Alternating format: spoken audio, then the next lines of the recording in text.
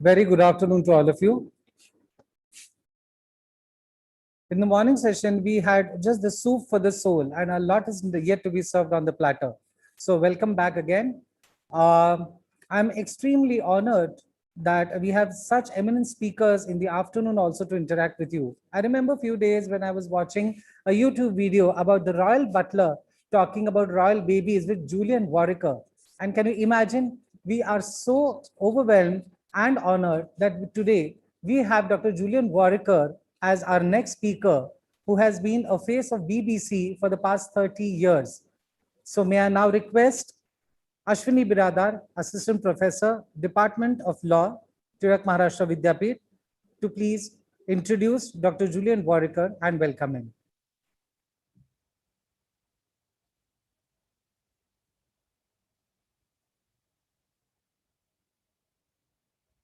Professor Ashwini Biradar, take immense pleasure to introduce a renowned journalist, Mr. Julian Warwicker.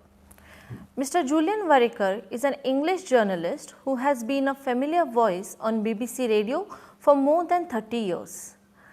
His broadcasting career began in BBC Local Radio in 1985 and has since taken him to prominence on Radio 5 Live, Radio 4 and the BBC World Service.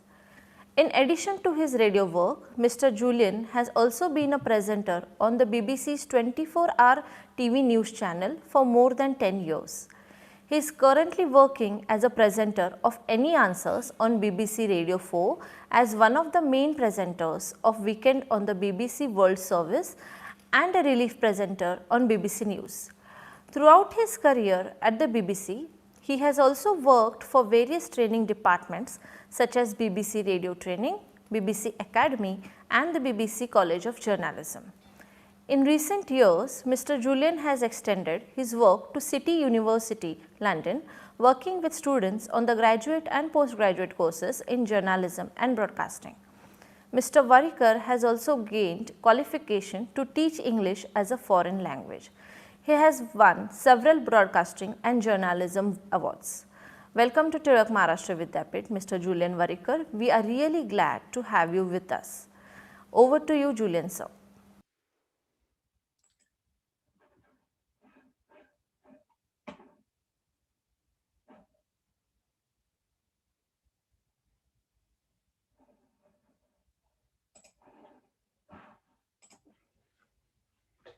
Thank you so much. I am delighted to be with you. Good morning from my home in West London and good afternoon to you. And thank you very much for your invitation for me to speak to you today.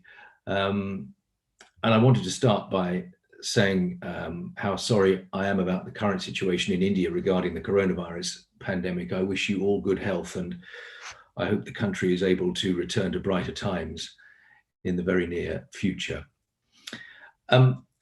As you were kindly saying a moment ago, I've worked as a journalist and a broadcaster at the BBC for more than 30 years now, and I'm often asked to highlight the one change that's mattered more in that time than any other.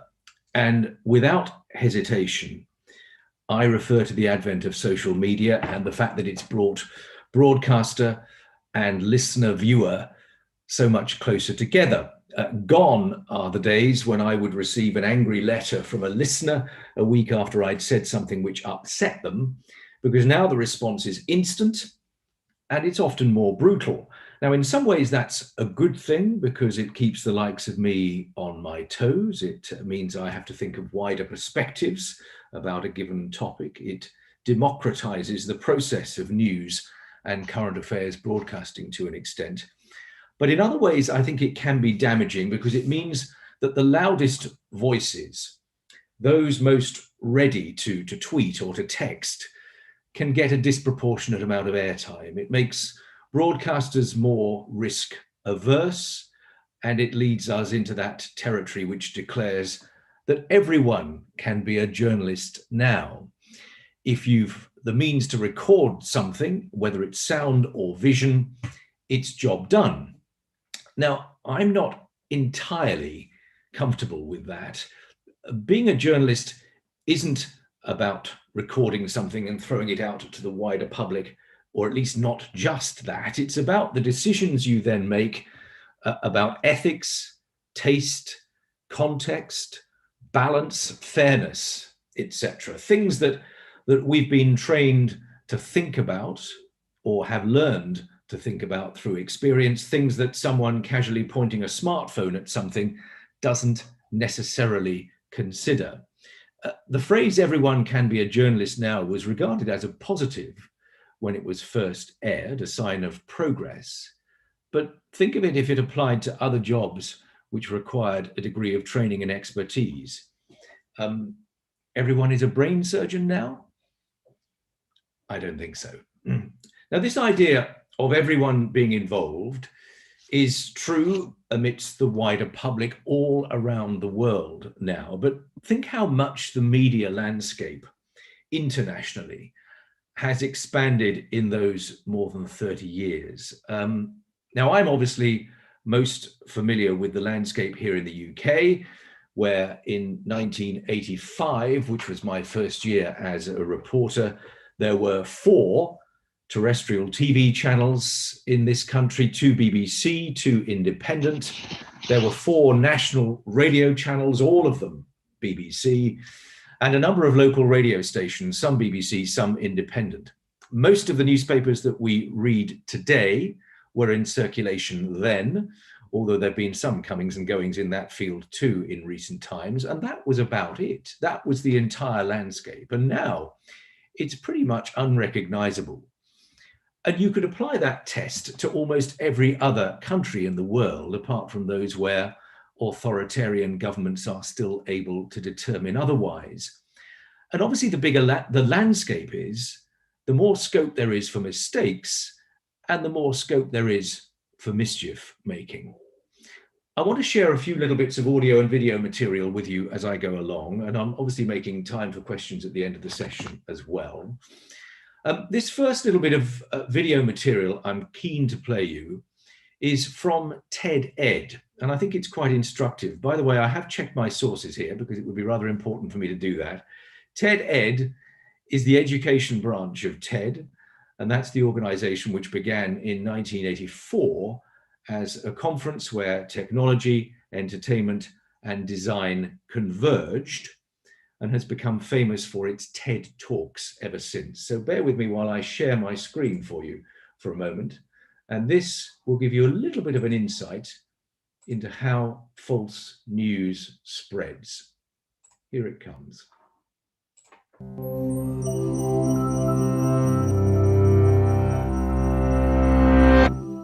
There's a quote usually attributed to the writer Mark Twain that goes, "A lie can travel halfway around the world while the truth is putting on its shoes." Funny thing about that, there's reason to doubt that Mark Twain ever said this at all, thus, ironically, proving the point. And today, the quote, whoever said it, is truer than ever before. In previous decades, most media with global reach consisted of several major newspapers and networks which had the resources to gather information directly. Outlets like Reuters and the Associated Press that aggregate or re-report stories were relatively rare compared to today. The speed with which information spreads now has created the ideal conditions for a phenomenon known as circular reporting. This is when publication A publishes misinformation, publication B reprints it, and publication A then cites B as the source for the information. It's also considered a form of circular reporting when multiple publications report on the same initial piece of false information, which then appears to another author as having been verified by multiple sources. For instance, the 1998 publication of a single pseudoscientific paper arguing that routine vaccination of children causes autism inspired an entire anti-vaccination movement, despite the fact that the original paper has repeatedly been discredited by the scientific community. Deliberately unvaccinated children are now contracting contagious diseases that had been virtually eradicated in the United States, with some infections proving fatal. In a slightly less dire example, satirical articles that are formatted to resemble real ones can also be picked up by outlets not in on the joke. For example, a joke article in the reputable British Medical Journal entitled Energy Expenditure in Adolescents Playing New Generation Computer Games has been referenced in serious science publications over 400 times. User-generated content such as wikis are also a common contributor to circular reporting. As more writers come to rely on such pages for quick information, an unverified fact in a wiki page can make its way into a published article that may later be added as a citation for the very same wiki information, making it much harder to debunk. Recent advances in communication technology have had immeasurable benefits in breaking down the barriers between information and people. But our desire for quick answers may overpower the desire to be certain of their validity. And when this bias can be multiplied by billions of people around the world nearly instantaneously, more caution is in order.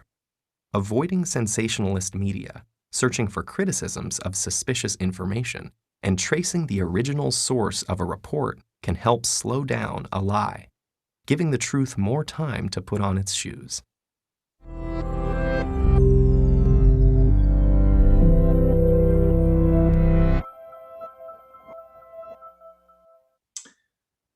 Now, I think there's quite a lot in there. Expansion is a good thing, more people involved, more voices heard, etc. But if our search for, quote, quick answers is the overriding factor in our journalism, then cutting corners can sometimes lead to errors. BBC News colleagues of mine, and we are more than capable of getting things wrong on occasions as well, I should say. But we do joke about one of our rival channels who pride themselves on being first when it comes to breaking news. Never wrong for long is how they're referred to. In other words, the breaking news appears urgently and with much fanfare, but then has to be corrected a few minutes later. And these are usually innocent errors. But if those with more sinister intentions feel able to exploit that state of affairs, they will, and they do. It's often said that all this is partly our fault, as in the audience's fault, all of our faults, because quick answers are somehow comforting, they're neat and tidy. They allow us to move on to the next thing without having to give it too much thought. But good journalism often requires time and effort and expertise and a decent budget. And I think it's vital at the moment that those who are able to fund it and support it do so. If they don't, then this is where that exploitation can take us, not just individuals spreading fake news with all its potential consequences, but governments too. On the World Service Programme that I present called Weekend, we carried an interview a few weeks ago with a former Facebook employee called Sophie Zhang. I'm going to play you the introduction to the item and then a portion of what she said, and you will get a flavour of the argument that she is beginning to put forward. Here it comes. Let me read you this quote. I am Sophie Zhang, whistleblower.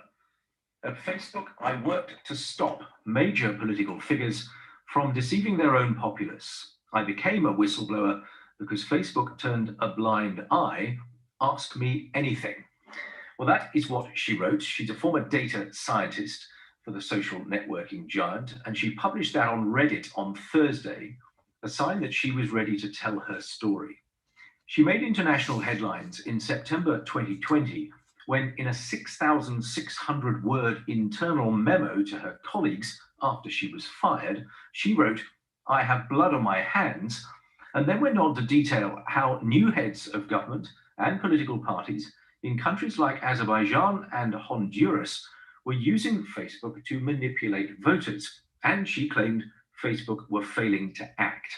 Well, she's been telling me more about her findings on the line from San Francisco, California. What I saw was essentially troll farms paid by the government, presumably, in which actual people were sitting at computers and pretending to be fake people to essentially In Honduras, the goal appeared to be increase the perception of the popularity of the president. And in Azerbaijan, the troll farm was focused entirely on harassing the Azeri domestic opposition. So this included opposition leaders, it included opposition media, it included even the BBC Azerbaijan. I think part of the idea was also to harass and discourage, because if every time you say something on Facebook, you get hundreds of comments telling you why you're bad, it's very frustrating. Your central accusation was that Facebook did not act on this. Facebook acted in each case, but only after about a year. I was fighting very hard. Facebook viewpoint, obviously, as you would expect, we went to Facebook. This is what their general response is, and I'll go to the Azerbaijan case specifically in a moment. But in the general case, they say we aggressively go after abuse around the world and have specialized teams focused on this work. And as a result, we've already taken down more than 100 networks of coordinated, inauthentic behavior. And combating coordinated, inauthentic behavior, they say, is our priority. What would you say to that? This is a very typical Facebook response. They aren't talking about the specific case. They're talking in general about what they're doing, which makes it sound like I'm wrong, but they aren't actually contradicting me. And so this is a very clear example of misleading by telling the truth. It's true that Facebook takes much and considerable action against coordinated inauthentic behavior, but what it doesn't talk about is what it doesn't do. It isn't saying anything specifically about Azerbaijan. Just on Azerbaijan specifically, and they're not contradicting anything that you've said per se, and you, as you say, they did eventually take the network down, but your grievance is that it took so long. And they say on that, these investigations take time to understand the full scope of the deceptive activity, so we don't enforce piecemeal and have confidence in our public attribution in line with industry-wide attribution standards. In other words, they need to be sure they're right before they act. Absolutely. And that's also, again, misleading by telling the truth. It's true that investigations take time, but these were not cases of difficult investigations in which we weren't sure about what was going on. In Azerbaijan, an investigator saw that this was connected to the ruling party back in January or February of 2020. It took until October of 2020 to take it down. So that was a clip from my weekend radio program that played out a couple of weeks ago, and her name was Sophie Zhang, and she's an investigative journalist, former Facebook employee who now lives in San Francisco. And I saw a couple of messages. It was an audio only clip, so don't worry, you weren't missing any pictures as I played that. I played a decent chunk of it so that you could hear that we had to give Facebook its right to reply to her accusations. But her central point was that in two cases, governments were creating fake profiles online to either give a misleading impression about the popularity they enjoy, or to give a misleading impression about the failings of their political opponents. Now, I don't want today to get into the role that the social media giants play in this picture. I don't feel qualified to do that. I recognize it's an important topic for another lecturer on another day, someone who spent a good deal more time focusing solely on that aspect of this story. But when it comes to teaching the journalists of tomorrow, which is the other element of what I wanted to talk to you about today, then I can only do what I usually do, which is to urge caution and skepticism, of which more in a moment. So that's a little bit about how we got to where we are today and the possible consequences of it. Now, as far as the latter is concerned, there are numerous examples of online exploitation and fakery, and you only have to look at the way rumors and theories about the coronavirus, vaccinations, and everything else besides spread to see how they can play out. And that leads me, I think, to some quite important comments made last October by a senior BBC executive called Jamie Angus. He was then the BBC World Service Group Director. He's since taken on a different senior role, but his comments, I think, hold good. They link coverage of the coronavirus pandemic to some of the things that the BBC is currently trying to do to counter misleading information. And this is what he said. For the BBC World Service, the past few months have proved how important investing in journalism continues to be, and how traditional journalism like the BBC's can counter fake news.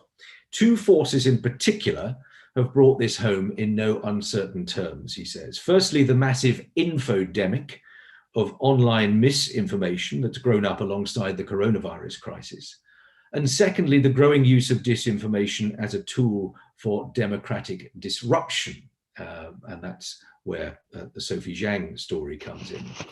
Jamie Angus goes on, misinformation is a problem so severe that even if a safe and effective COVID vaccine is found, and bear in mind he's talking in October last year at this point, global health leaders warn that the drowning out of reliable authoritative guidance could dramatically hinder its take-up.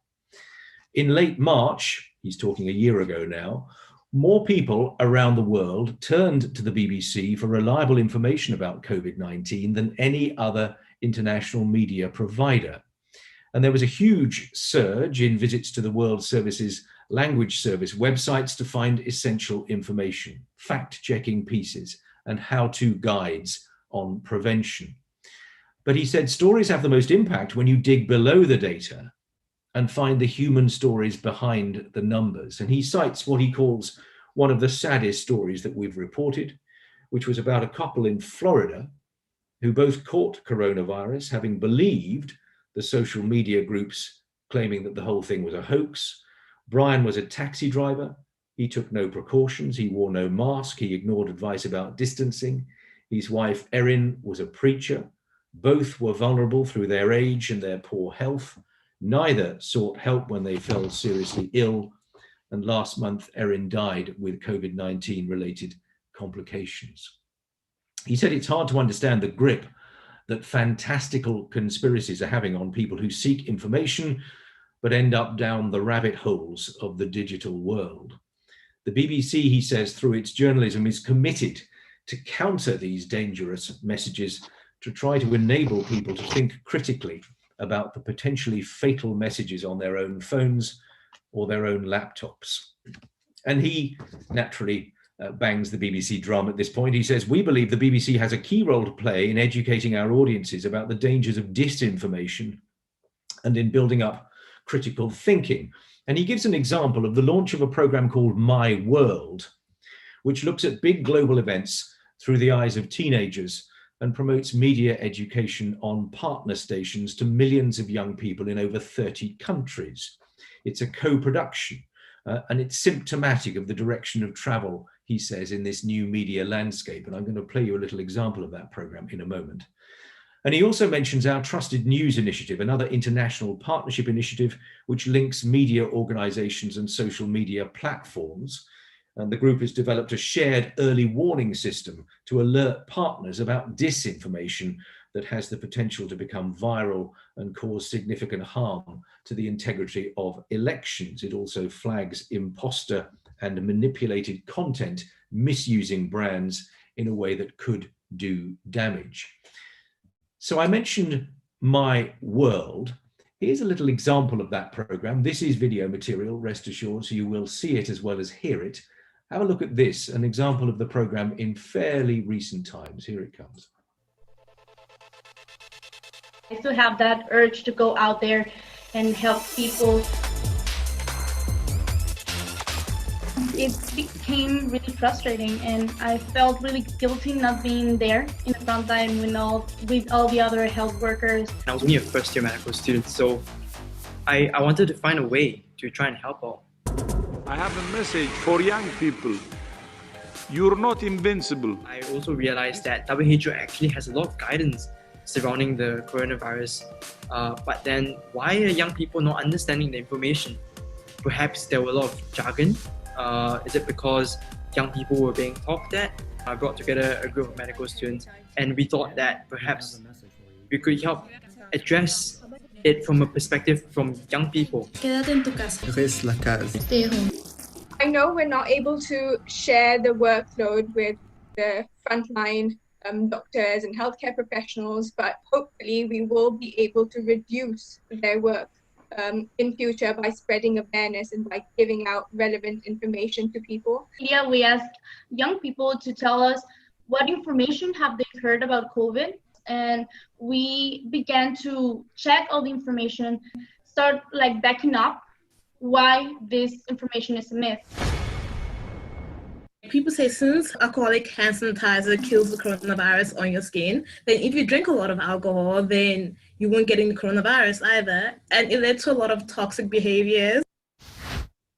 So if you have a solution that's here and you can grasp it and it makes sense, then you're like, okay, I found the answer. And then you share it to all your friends and all your family. And that also propagates the spreading of misinformation. It's not just youngsters who are spreading information, or it's the older generation that is spreading information, but instead I think it is just the lack of proper resources to get information.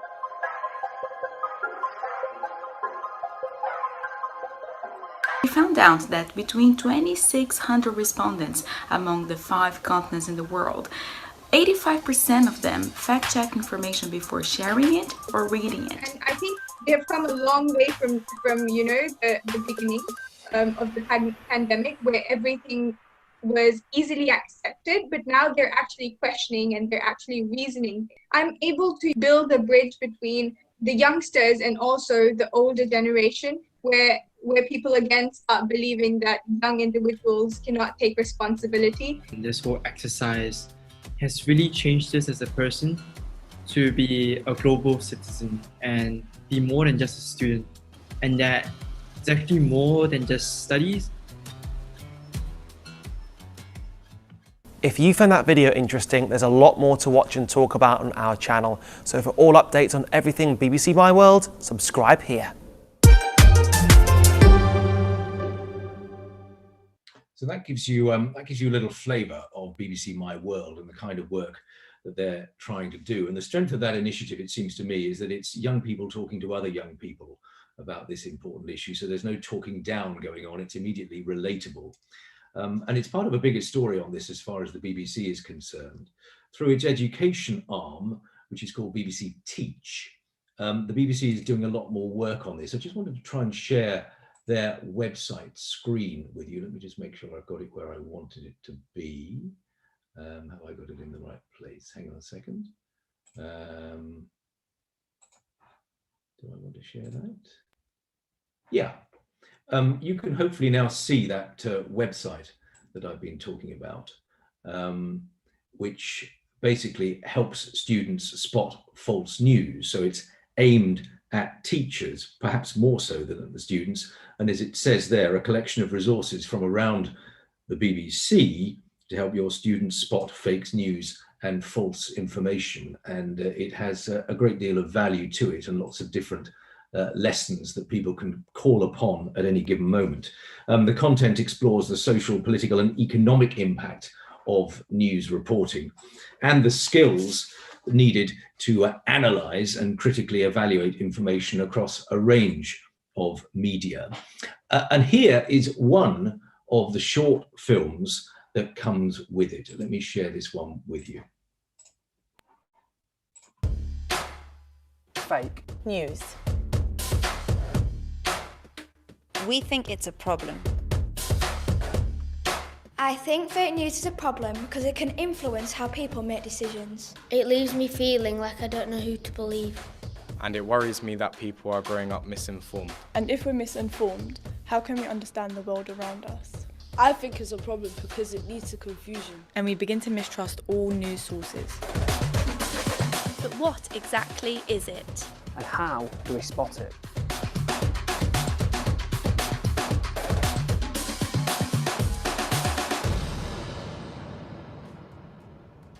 Fake news is lies and propaganda told for a political or commercial purpose which deploys digital technology, social media, new networks to go viral, to reach around the world and influence millions of people very, very quickly. Fake news is one of those phrases of the moment, but essentially we're talking about news stories, information that people are deliberately trying to distort for political advantage or commercial advantage, for example, trying to get profit or make a profit out of a situation. So what about news that's just wrong, like when someone's just made a mistake? Mistakes can be made. Journalists sometimes make mistakes too. Or sometimes you might be reading a story and the headline could be misleading. Or a photo in that story could have been changed in some way. It might even have been changed to make you laugh, to make you want to share it. These stories we wouldn't necessarily call fake news, but they are misleading in some ways.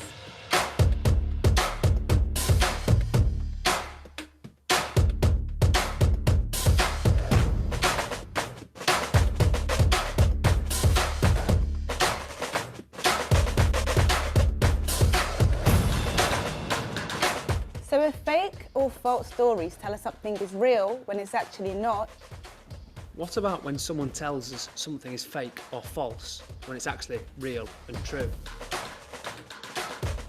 We need to be very careful about the misuse of the phrase fake news. If you're a politician who wants to close down debate, then you might use the phrase fake news because you don't want people to ask you questions about something uncomfortable. And that's a legitimate area for democratic inquiry, so it's really important that we're clear about what fake news does and doesn't mean.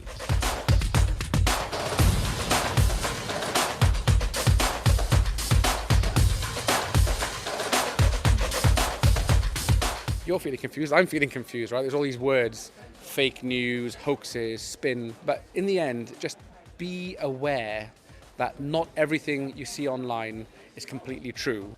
It might be helpful to think of it not just in black and white terms, but there's lots of different ways that a story might be misleading or inaccurate, it might be spin, and in all of these situations, it's helpful to step back and just ask yourself, is this likely to be true? Does this feel right? Before you go on and share it on social media and pass that story along.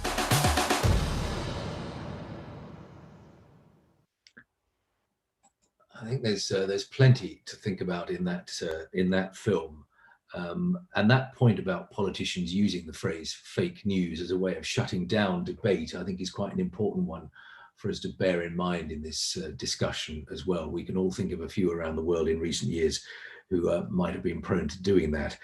Now, the BBC can aim to spread this kind of work in other ways as well. On air, the corporation now has a, quote, disinformation reporter whose job is to identify and report on disinformation. One of the corporation's most senior journalists now has a role which falls under the heading BBC Reality Check. And his task is to delve more deeply into some of the figures and claims that are bandied around in a typical day of political debate. This came into its own during the Brexit saga in this country, not so much in the run-up to the referendum itself, but in the period that followed it, as negotiations between London and Brussels got tied up in knots over some very complex areas of policy, which either side would try to spin in its favour, as they do. And there's a radio programme which goes out on BBC Radio 4 in the UK and on the BBC World Service as well, so you can hear it all around the world, called More or Less, which basically takes statistics which are in the news and scrutinises them for the level of accuracy that they actually have. And it's quite a refreshing listen. And if you haven't heard it and are able to find it on the BBC World Service, I would recommend it. It is very, very good. Away from our on-air roles, we can go out and spread the word too. I just want to show you this newspaper cutting, if I've got it on my screen, which I think I have. Worcester is a city in the West Midlands of this country. So if you know the UK and you know where Birmingham is, it's kind of sort of 50 miles west of Birmingham. Journalist teaches Worcester students how to spot fake news. The journalist in question is a woman called Kath Mackey, who works for the BBC West Midlands. She's their digital video lead. And her role was to go to a school and talk to students about checking the validity of video content. She was talking to year 2 students studying journalism at the University of Worcester. So we're talking 19, 20-year-olds typically. And she used examples, as you can see there, from bogus COVID-19 stories on Facebook to a cover-up over atrocities committed in West Africa. And in doing that, she hoped, and the newspaper suggests she did, she helped students gain an insight into the importance of fact-checking video content. And I would argue that people in my kind of position really can't do too much of that kind of work because it's so important to pass that message on. Inevitably, I've tended to focus here on what the BBC is doing to try and counter fake news, but I should also point out, in the interests of fairness and balance, that others of the main broadcasting journalist organisations in the UK, television and radio at least, ITV and Sky, to name but two, are doing similar, equally valuable work. I did a little search on YouTube yesterday, and there are plenty of videos in which ITV journalists are explaining about the perils of fake news, and Sky News journalists are doing the same as well. So this is a pan broadcasting media operation to try and get this message across. All this, it seems to me, points to what people like me can pass on to those who are looking to follow in our footsteps, which gets me into the last part of what I was wanting to talk to you about today, namely the teaching of journalism and how journalism students are dealing with all of this.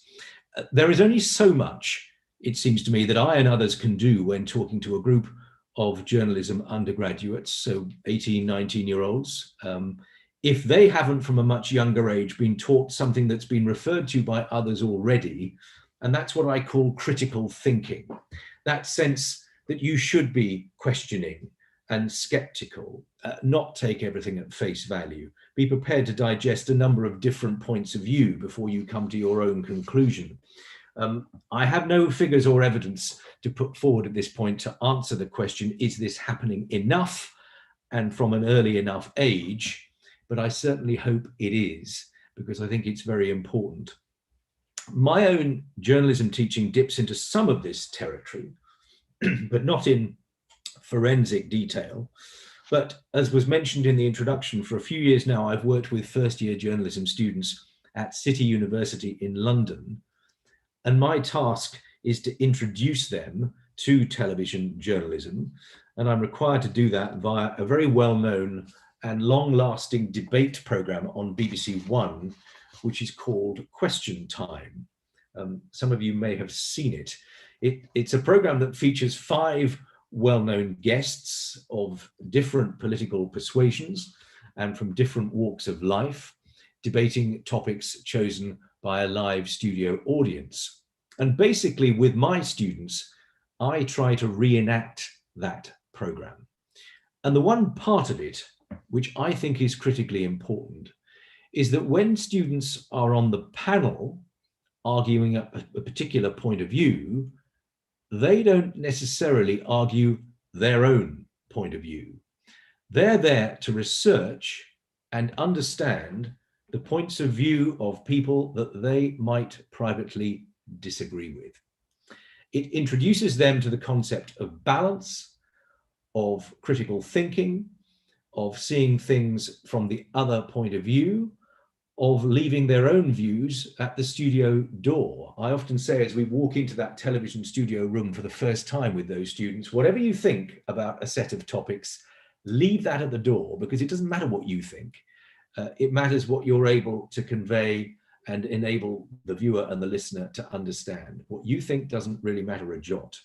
Now, initially, they don't like it, because it takes them away from that bubble in which everyone agrees with everyone else, which is one of the consequences of our social media world, the idea that we only interact with people that we know we're going to agree with before we start the interaction. But at the end, they do see the benefits of it, and it can produce some nice moments. And I was going to tell you a little story as a way of bringing things to a close before you ask me some questions. In the year leading up to the election of Donald Trump, so we're talking towards the end of 2016, I needed to have panel members who were prepared to air the Donald Trump view of the world, because I needed my panel to be balanced. If it had been the Question Time programme on BBC One discussing Donald Trump, inevitably there would be somebody on that panel who was supporting Donald Trump. It would be ridiculous if there wasn't. And that view obviously would be tested and questioned by others, but it needed to be there to give that sense of balance and impartiality.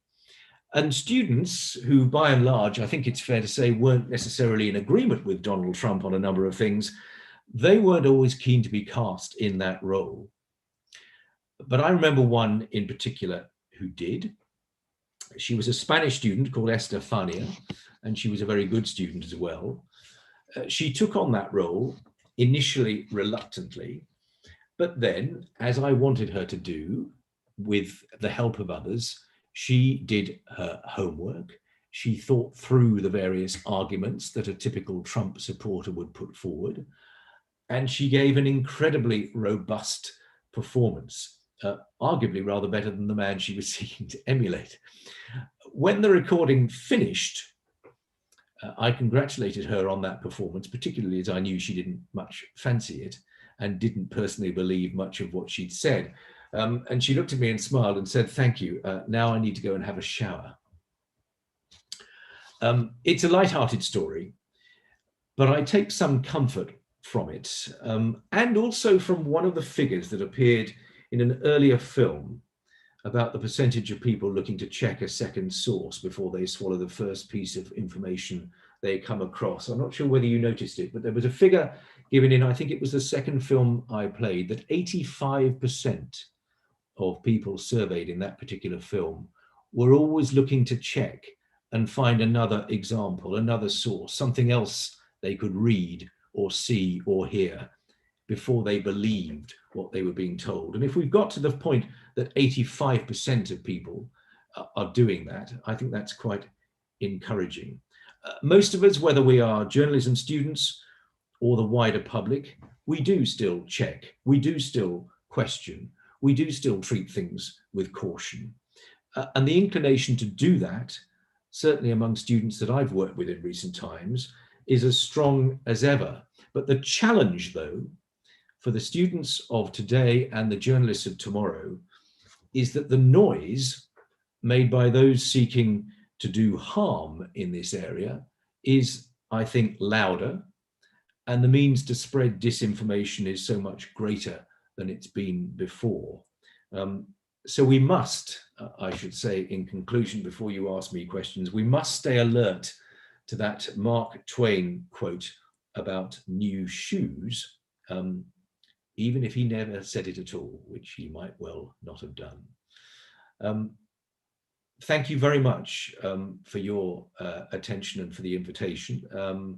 I know you might well be keen to ask me a few questions before the end of this session and the next speaker. So I'll pause at this point and happily be guided by your hosts with some questions. But thank you very much for your attention.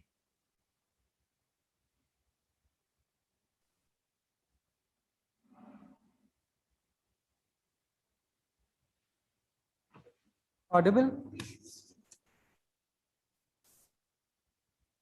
Dr. Warikar, am I audible?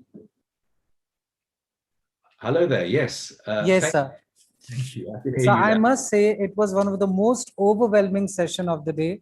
And this topic about journalism or people say as news or media and communication and everything is very interesting to all the audience. Every day in our everyday life, we always come across news as an integral part of our life. And I'm so intrigued and so overwhelmed that we are meeting you in though online, we are meeting you. And I must say, you should be pleasantly surprised that there's a huge audience here in India, especially in the metros and the cosmopolitan cities, who are true fan of the BBC News. So much so that we are also equally your fan to watch your channel and your news also. Personally speaking, I have seen your videos where you have interacted with the royals. I have also seen your videos as you said that the question time of the question time program which you broadcast. I have seen you conducting that question time, and it is wonderful to see or watch you speak to the audience there. So my obvious questions now are coming from the audience that many times it is said a fake news, but one of our professors, Mr. Keshav Sathe, says that the news itself means that it is not fake. So that is the reason why it is news. So why is it that every time it is said as fake news in journalism, can't we substitute that word in such a way that news remains separately and the fake news has no existence? Yeah, I'm quite sympathetic to that view, actually, because I think you're right. The moment you use the word news, you imply that there is some validity to it. But the moment you put the word fake in front of it, it becomes invalid. And I think you're right. If we can find a way of coming up with a different phrase to discuss what we're talking about, that would probably help. I suspect the difficulty with that, though, lies in that brief remark that we saw earlier on in one of those films from the BBC's media editor, Amal Rajak, about the way politicians will sometimes use the phrase fake news to shut down debate. And I think it's very hard to persuade the politicians of today who do that they should use a different phrase, because it's clearly not in their interest to do so. So I sympathize with the view, but I think it's quite a difficult, it's one of those phrases that's become ingrained. And the moment it becomes ingrained is the moment it's difficult to change that. But I think hopefully in some of the stuff that I've played you today, we can see other ways of getting around it, so that the phrase itself becomes ever more discredited.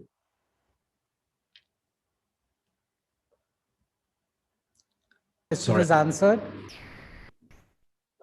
So the next question has come to us is, many times Facebook has ignored the concern of specific communities. How do you see this as a concern of certain communities, and what do you think would be the solution for this skepticism? Yeah, I mean, as I said when I was talking about that story that we ran on the World Service a few weeks ago, courtesy of the journalist and Facebook employee, or former Facebook employee, Sophie Zhang, I don't feel that I know enough about what Facebook is doing and isn't doing to be sort of hypercritical of them as an organization. There are plenty of other people who will happily do that. It does seem to me that Facebook, in all of its recent public declarations, is now becoming more aware of what it needs to do. I don't think it's yet got to the point where it's doing enough. And I think most people would probably agree with that. And I suspect privately, Facebook would probably agree with that too. But I do think it's heading in the right direction. When it comes to specific groups, because of the size of Facebook and the fact that it is now such an extraordinary international entity, I don't think yet the world has sort of quite caught up with the fact that there has to be some sort of international accord on how you deal with the social media giants, for good and ill. And I think that's probably going to require some level of international agreement, which I suspect doesn't exist just now, but might do in the future. Great, sir. So you mentioned your last video, what we saw about the students researching on the fake news about COVID-19. As you know that we all are really at the mercy of these news which are being popping up on different news channels. And India is definitely not an equal victim of this fake news about COVID-19.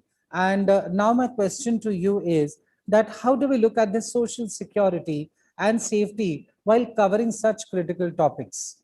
What are your suggestions? How do we refrain from spreading such insecure news or spreading insecurity among the society? Well, I think if you're journalists at the sort of the good end of the profession, we've just got to prove by the way that we check and double check and attribute all of our sources and explain everything that we've done and found out. The more we can be clear to our viewers and listeners about the way we go about our work and why we are putting across a particular set of facts, because we've done the research, we've spoken to the right people, we've double checked, we've done all of the work that we need to do. The more we can do that, the more I think we can convince people that the slightly crazed view of the world that they might be tempted to believe doesn't have anything like the same level of substance. You can't change minds overnight. You can't convince people who are determined that they're going to believe some crack conspiracy theory that they're suddenly wrong. All we can do on our end of the argument is to continue to do our job as well as we possibly can, to spread the word that we're doing it as well as we possibly can, and gradually over time, that argument wins out. It takes time, I suspect. I don't think there's a quick answer to that, to be honest. Thank you so much, sir. I believe that we are a little short of time, so we would not be able to continue with the question answer session. Time, effort, expertise, decent objective, conviction towards solving issues rather than aggravating them are certain pillars and skills of a good journalist. Dr. Warikar, thank you so much for sparing your valuable time. And I'm sure that in future, we would love to interact with you on this topic again and again, because your experience of 30 years is really mesmerizing for us to learn a lot about journalism. Thank you so much, Dr. Warikar, once again. We wish you great health and safety. Thank you, sir. Well, thank you very much, and I thoroughly enjoyed it. And it's a shame I couldn't be there with you in person, but maybe another time that might be possible. But thank you, and good health to you all. Thank you so much, sir.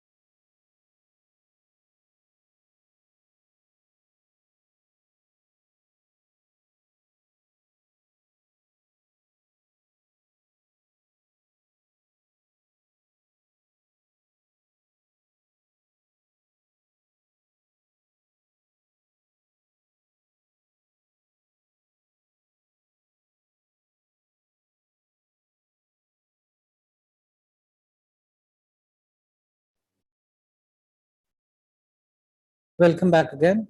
Now, our next speaker is Dr. Shubhra Datta.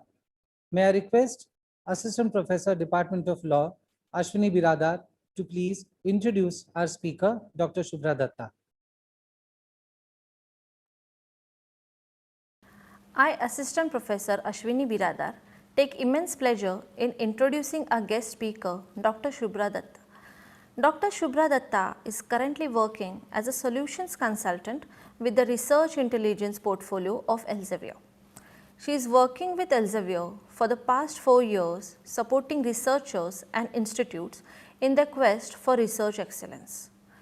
Dr. Shubhra has more than 15 years experience in academic and corporate research in cell biology and field of drug discovery. Dr. Shubhra Datta has diverse work experience from teaching to research in academic institutions to research and strategic business development in the corporate sector. Dr. Shubhra has worked with all the 5 top global pharma companies and have contributed in developing solutions for various clinical conditions and diseases. Has a master's degree from IIT Roorkee, India and doctorate from Jawaharlal Nehru University, India. Welcome to Tirak Maharashtra Vidyapith, ma'am. We are really glad to have you with us. Over to you, ma'am.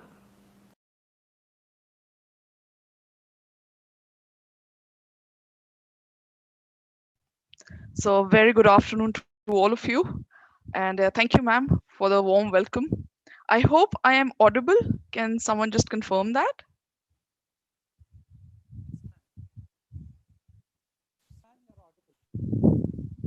Thank you so much. So I hope everyone is keeping safe at their homes and all your loved ones are doing good, because these are definitely very trying times for all of us. And but I'm happy that this has given us an opportunity to connect, even though it is online, but still it's good to connect with you and take you through a new journey. So just give me a moment. I'll start sharing my screen.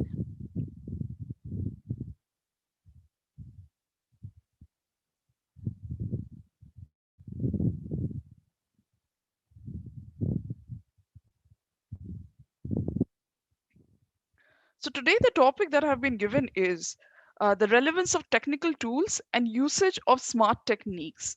And I would be talking about it in terms of research and development activities, right? How in higher education sphere you can be using these tools and techniques to make your work more efficient and more effective. So just as I said, although these are difficult times, but this has introduced us to a new way of life now, a new normal, right? I think a year and a half ago, we couldn't even have thought of having a whole conference online, right? But this is where we are. So I came across this very interesting clip, which I thought I would share with you, is if you really truly ask ourselves, we have been talking about, yes, digitalizing a lot of things, but currently, if you look at even in the education sector, especially, who led the digital transformation? Was it something that the university has been pushing for? Is it something the higher authorities have been pushing for? Sadly, but that's the truth of today, that it took a COVID for us to realize the power of the digital medium, right? Having said that, I would say that we utilize all the tools available to us easily sitting at home, and that's more important, that even though you're not able to go to your campus, to your colleges, you're missing out on that, but you can actually learn a lot and make your research workflow more effective using these techniques and tools. So before I continue with my presentation, I would like to share a small video with you all. So just give me one moment.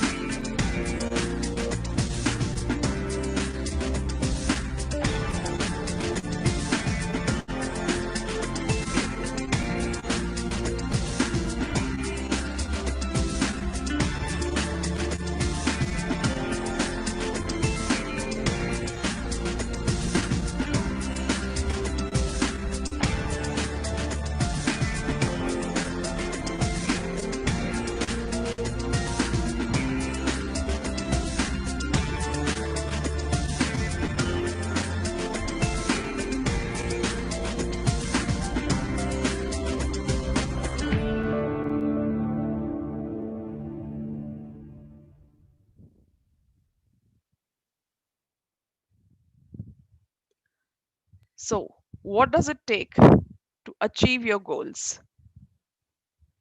What tools do you need to achieve those goals? So, what are the techniques? What are the smart tools associated? So, I came across this interesting acronym of SMART when we talk about smart tools, smart goals, uh, from a definition which Professor Robert Rubin gave in 2002. He was a management guru.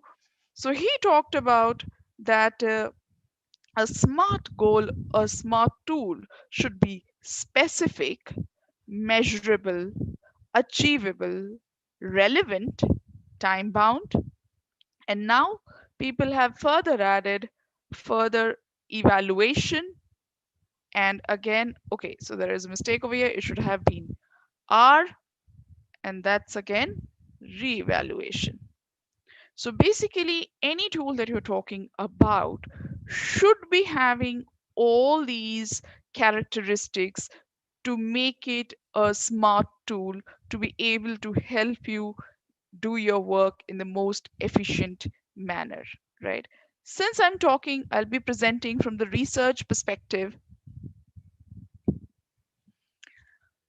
Let me just share you the research cycle. Now, this cycle may be familiar with most of you or all of you, right? And you would be at some level throughout this cycle. Somebody would be at 1, somebody would be at 3, somebody at 6, but everybody would be at some level if you are into higher studies and research and development. So basically, it's all starts with, thinking about what are the challenges in your current area, what are the gaps available, right? And then you think about what would be the best solution you can come up with, what is relevant to today's society, today's industry, which will make a significant project, which will be relevant to today's times, right? So that will be step one. Based on the thoughts that you have, you do a bit of research, you do your literature review, and then you develop a proposal on that, right? That proposal can be sent for funding needs, right? You need money to do that, or basically it's your own project, which you can do it internally. But anyhow, you need to develop a proposal and a strategy for that. Then finally, you get into step three when you actually get down to do your experiments, collect data, right? And once you have the data in hand, you will be analyzing them, getting inferences out of it, making your conclusions, right? Coming out with your own theories. Then finally, you would want to disseminate that work or the findings that you have come about with your peer community so that more and more people, one, can evaluate your work as to the context of the current situation. Two, more and more people get to know about the new findings that you have, the new data that you have, and further utilize it in their own work. So basically, it's like a network. Like research is like a building of house with bricks. So each research finding is like a brick which adds on to build making of the house. Then finally, because it was a proper project that you were working on, you monitor, you evaluate the entire project. How good was it? How bad was it? What were the strengths? What were the weaknesses? What were the faults? How can you improve? Is it worth taking it ahead, or should you drop it, or should you take in some other parallel field? So you basically evaluate the whole project and understand its feasibility and then move on whether you want to take it forward or you want to get into a new project. So the cycle kind of undergoes on a regular basis. Now, if I look at it in terms of a researcher, the whole cycle will amount to adding a productivity in your case of a research paper, and that paper will add on to the profile of your college. And how does that help? Even one single paper from a researcher who may think, okay, this is not so important, but it's not like that. It definitely helps the college build a rich ecosystem of R&D, right? Because as and when it gets a well-oiled machinery, you know, you get flawless going from one step to the other, the research productivity increases. The better projects you have, better funding opportunities you have, better talent, better recruitment, to teach your students, and overall create a rich, fertile research ecosystem and drive innovation and add to the country's growth. So that's what a simple research cycle, if well oiled, gets you to. But it's not very easy. It's a very difficult, complicated situation, because first you have to take care about when you're developing the research question. You have to take care of a lot of things. Identifying the broad area. Why is this important?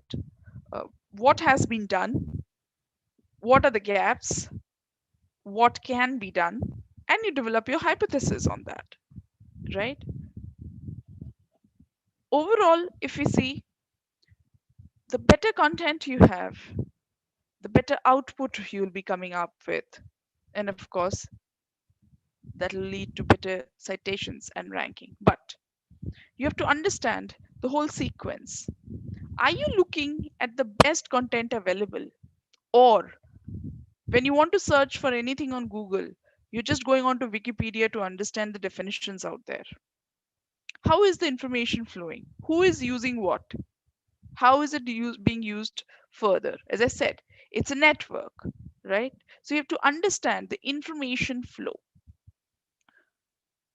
So in that case, so the first level of doing a literature survey and how your life can be made easier rather than doing a Google search or a Wikipedia page learning is uh, on Science Direct. That's a platform of full text articles on Elsevier.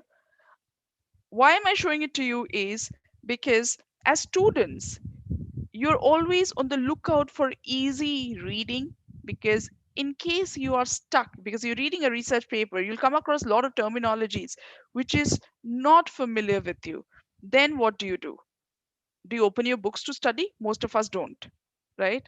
So if you read these papers on Science Direct, the terms, scientific terms present on the papers are hyperlinked to book definitions, right? And the book chapters are given. So it makes your reading very easy, very simple, and at the same moment, you're getting all the information needed, right? So that's important that you do it. I'll skip these. So further, when you are developing your research question and accordingly you want to work on your research plan, you want to look at whether the plan you're having, is it feasible? Is it interesting? Is it novel, unique? Because only then somebody would be interested in funding you. Only then somebody would be interested in publishing it. Only then it can be utilized by the market. Is it ethical? It's very important. Otherwise, all this work is in vain. Is it relevant in today's time? Can you manage it? Does it have potential value to take it forward? So these are some questions that you should be asking yourself while developing this, right? And for this also, you have tools in hand to understand whether a particular problem is trending, who is funding it, can this be published, where can you publish it?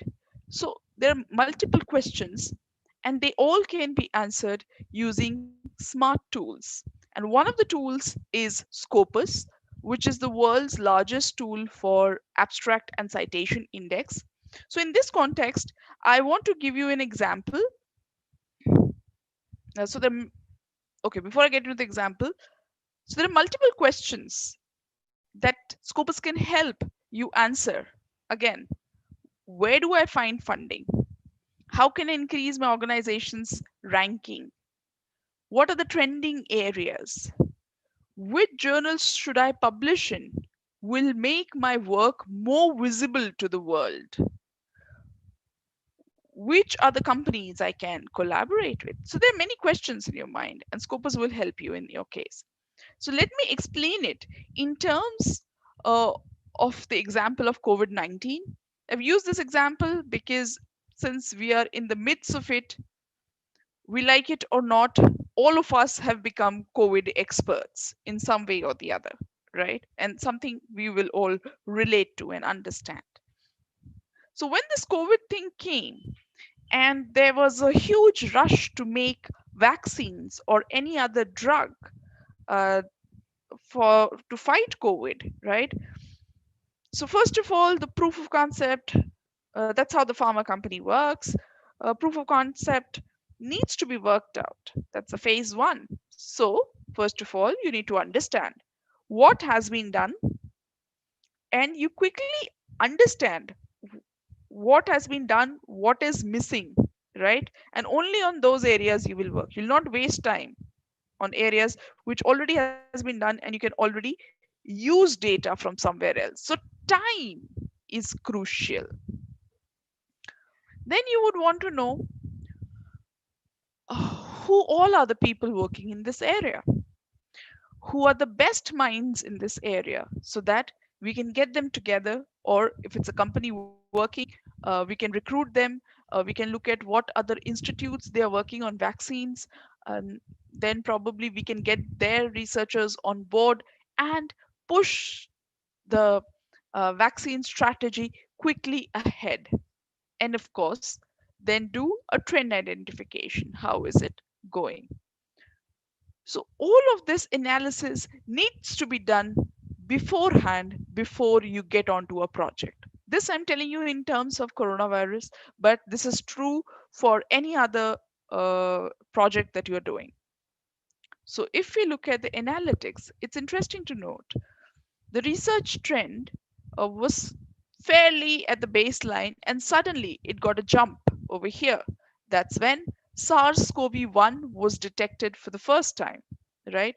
It was a localized problem, a solution was found, and then it dropped down, and then MERS came into picture. So there is a peak again, but very localized. It happened only in the Middle East. So already the SARS-CoV-1 research helped us to do it, and then disaster struck into late 2019, and then we have a straight line going up for the research trend in terms of SARS-CoV-2. So when you look at these research timelines, it's important then to note what publications you should be reading, what theories you should be aware of when you're working in this particular area. So let's say, so that's a smart way of working. So if I'm working on coronavirus, if I'm looking at publications before that, of course, if I have time and resources, I can always look before that, but that will not be helpful because maximum work has been done over here the first time, where a better understanding of the subject happened, and then over here. So it's good to look at publications like this paper in 2003, which talked about identifying the novel coronavirus for the first time. So you need to do a very strategic searching, right? Then you could be looking at, as I said, who are the leading authorities over here. In the case of coronavirus, University of Hong Kong was leading, and that's why the Hong Kong government and the US government together funded the top two Hong Kong academic centers for COVID research at the very beginning, right? So this happened a year ago, right? So this understanding is very important. Same thing can be done for if you want to collaborate with the institute, right? You're lacking in some resources in your project. Who do you work with? Who are the top authors? Do you just walk out of your university and the next university close to you, probably University of Pune, do you just go and collaborate with them? No, probably they are not the expert on coronavirus. Then probably the National Institute of Virology coming under ICMR would be a better choice. But this is very easy because coronavirus we all know. But what about subjects where, where things are unknown? Then who are the top authors who you can recruit for working, right? Open up new centers. And of course, with journals to follow, to read, and to publish if you're working in this area. Another interesting thing is uh, if you look at coronavirus, it is a medical problem. So, maximum research in it would be in the medical field. But right now, all of us researchers have been thinking how we can contribute to this fight against coronavirus, right? So, whether be it you are a social science person, you are agriculture person, you're an environmental science person, you're a business management person, how do you contribute to coronavirus? So you can do a very specific targeted search using Scopus, and you can get information, as in you can see that there are social science papers on the coronavirus, anxiety, the mental health suffering. uh, you have papers on the experience of SARS related stigma, and it's interesting to know that this paper happened in 2005. So the experience that we had in 2020 last year when coronavirus first came, and we almost treated people who got infected like untouchables, right? There was a big stigma attached. Nobody wanted to come out and open that I am corona positive, right? This happened the first time also. So there are a lot of things to learn from here, right? But that's only if you are able to do these targeted search. Uh, Tourism has changed overnight, right? How can design help in coronavirus? And then you have come across these novel small things which can open things, open doors, and this came out again in 2020, and which went on to become a patent, right? So it gives you an overview that besides just working on a vaccine, how other people can be part of this problem. Again, this is by using a smart tool like Scopus, and be smart enough about doing your literature review and just not going randomly about it. And then, of course, you would want to find who are the funders. So we know globally, National Institutes of Health, that is US, and then National Natural Science Foundation, this is China. They are leading in funding projects in this area. So you get an idea. Okay, if I'm working on a project on this, then these are the funders I can approach to. This is at the global level. You can do it at the India level also. But this is about work that has been done and funded. What about new funding opportunities, right? Because if I am working on a project, I would need the money. Then who do I approach to, right? Do I know all the funding agencies providing money? Or I am limited to my knowledge of one or two like ICMR or DST who are providing money. In that case, you have more tools like the funding institutional. Again, from Elsevier, this platform helps you look at funding opportunities in various areas, or rather in all subject areas. So in this case, I did a basic search on coronavirus vaccine. We have 287 funding opportunities. You can see these are the funders who are paying and what are the deadlines. That is also mentioned over here. How much money is involved, that is also mentioned. So rather than just going haywire as to not knowing where to apply, what to do, you have these specific areas that you can work on. Now, once you have the money in place, and then you have your strategy in place, who do you collaborate with, then and once you're out with the data, you would now want to write your paper. But writing a paper is a big thing, right? One is, of course, you have the data. How do you want to arrange it? What should be the storyline of it, right? Because you have to build it like a story. Why is it like, why did you choose this problem? Why is it, how is it important? What do you plan to do? What data did you get? What do you mean by that? So Once you have formed your storyline and you get into the actual writing of it, the most tedious or the laborious part of writing a paper, and people who have already done or published a paper, and even if you've not published a paper, you must have written your thesis. The most complicated part is reference management. There is so much material to take care of, right? When you are doing your reference management, so many papers you have saved, half the time you don't even remember where you have saved your papers, right? Is it in this folder? Is it in this computer? Is it in a subfolder? Have you downloaded the same paper twice, right? And even then you will not find it, right? That is one problem. Second, every journal where you want to submit your manuscript, they have a unique format for the manuscript to be submitted. Like this has to be in this font, the figure legends have to be written in this font, this size, the mm, uh, way you do your references, that has to be in a certain format, that you write the, let's say, the author's name first, then the year, or the year will come first and then the author name will come. So that's a lot of headache, right? So a person who's writing the paper and even doing the bibliography of it, it's quite taxing, right? And then you lose a lot of information.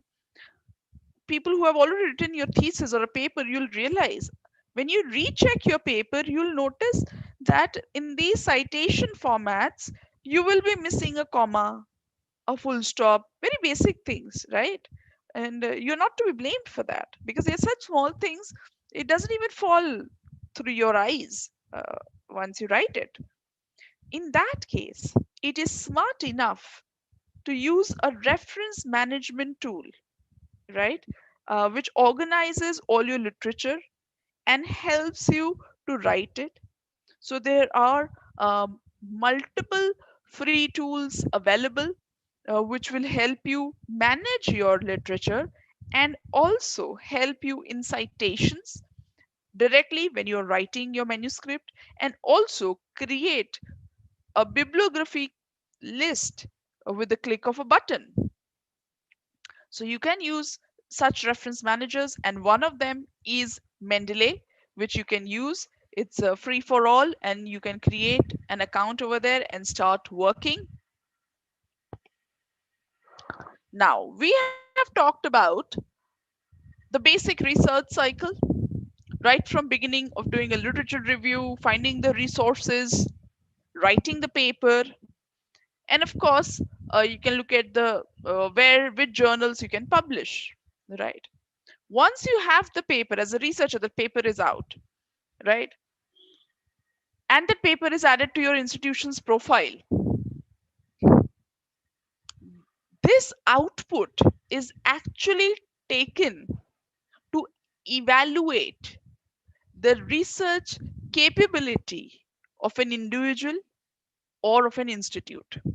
And that's how evaluation agencies, accreditation agencies like NAC, or ranking agencies like NIRF, or you look at THE rankings, QS rankings, Financial Times ranking, right?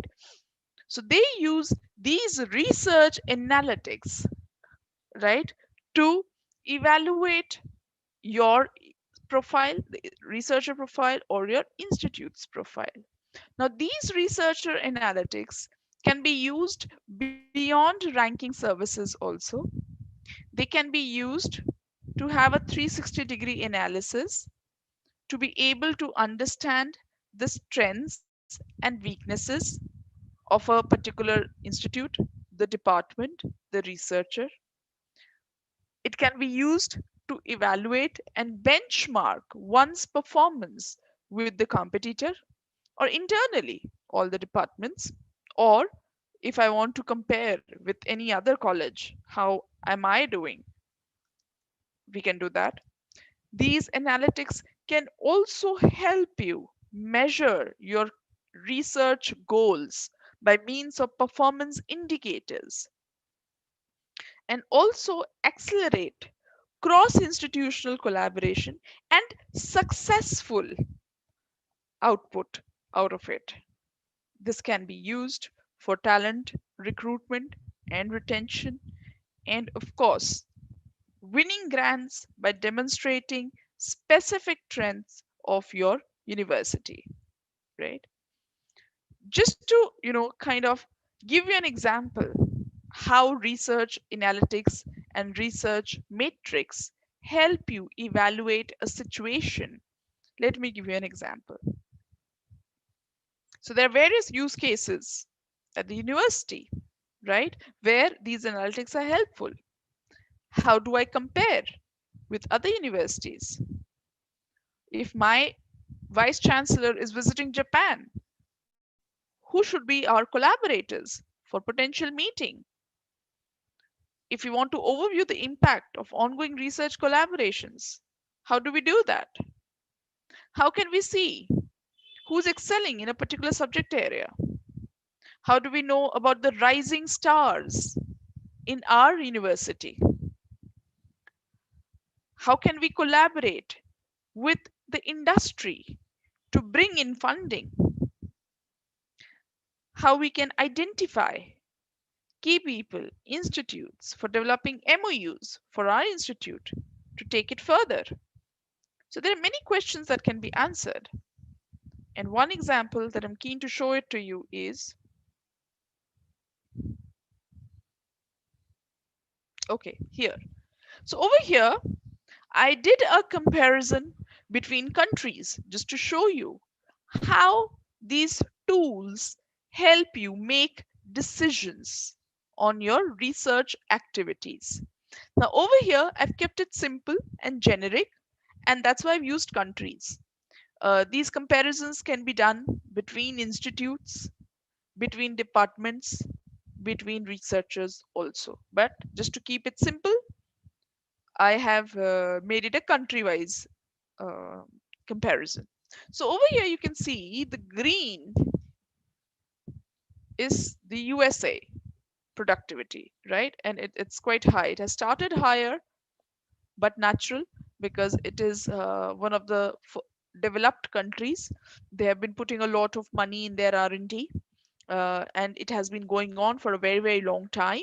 So the initial scientist breakthroughs, journals, all came from either America or Europe, right?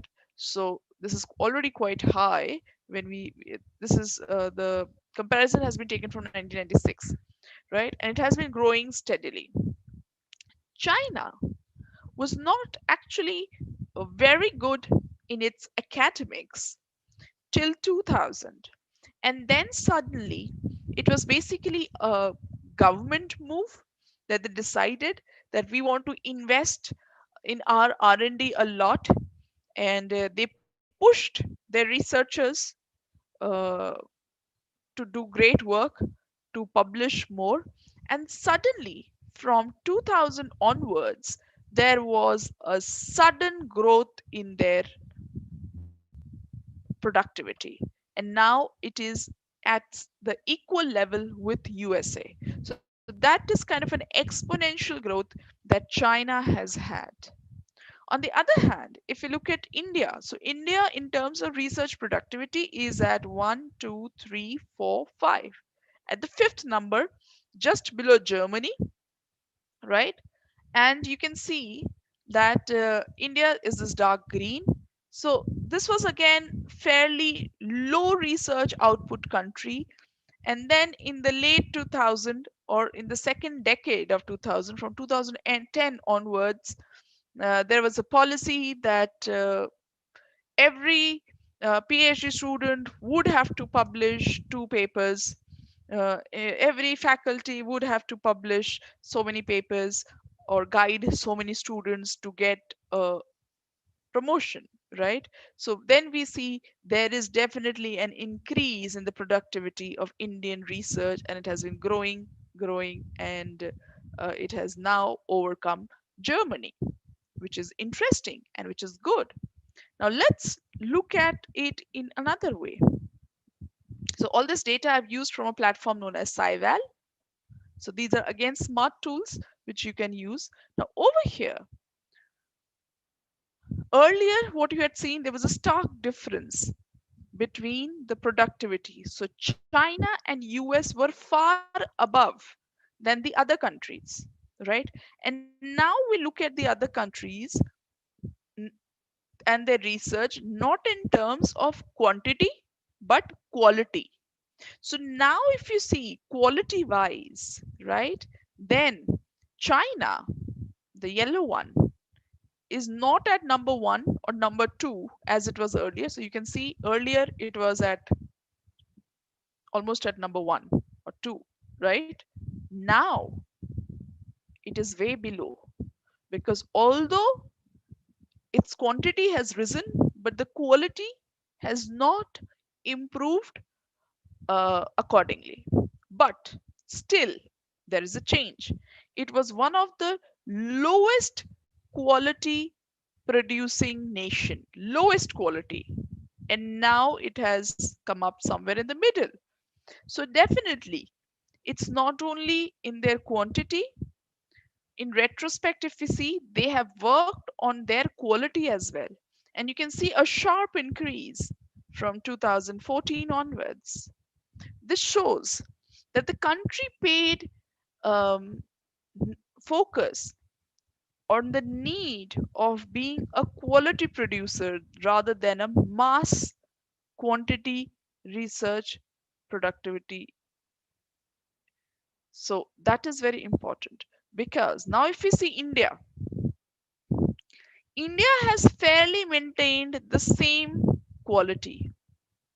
So even though the quantity has increased, but quality wise, there is no change in the last few years, which is not a very good sign, right?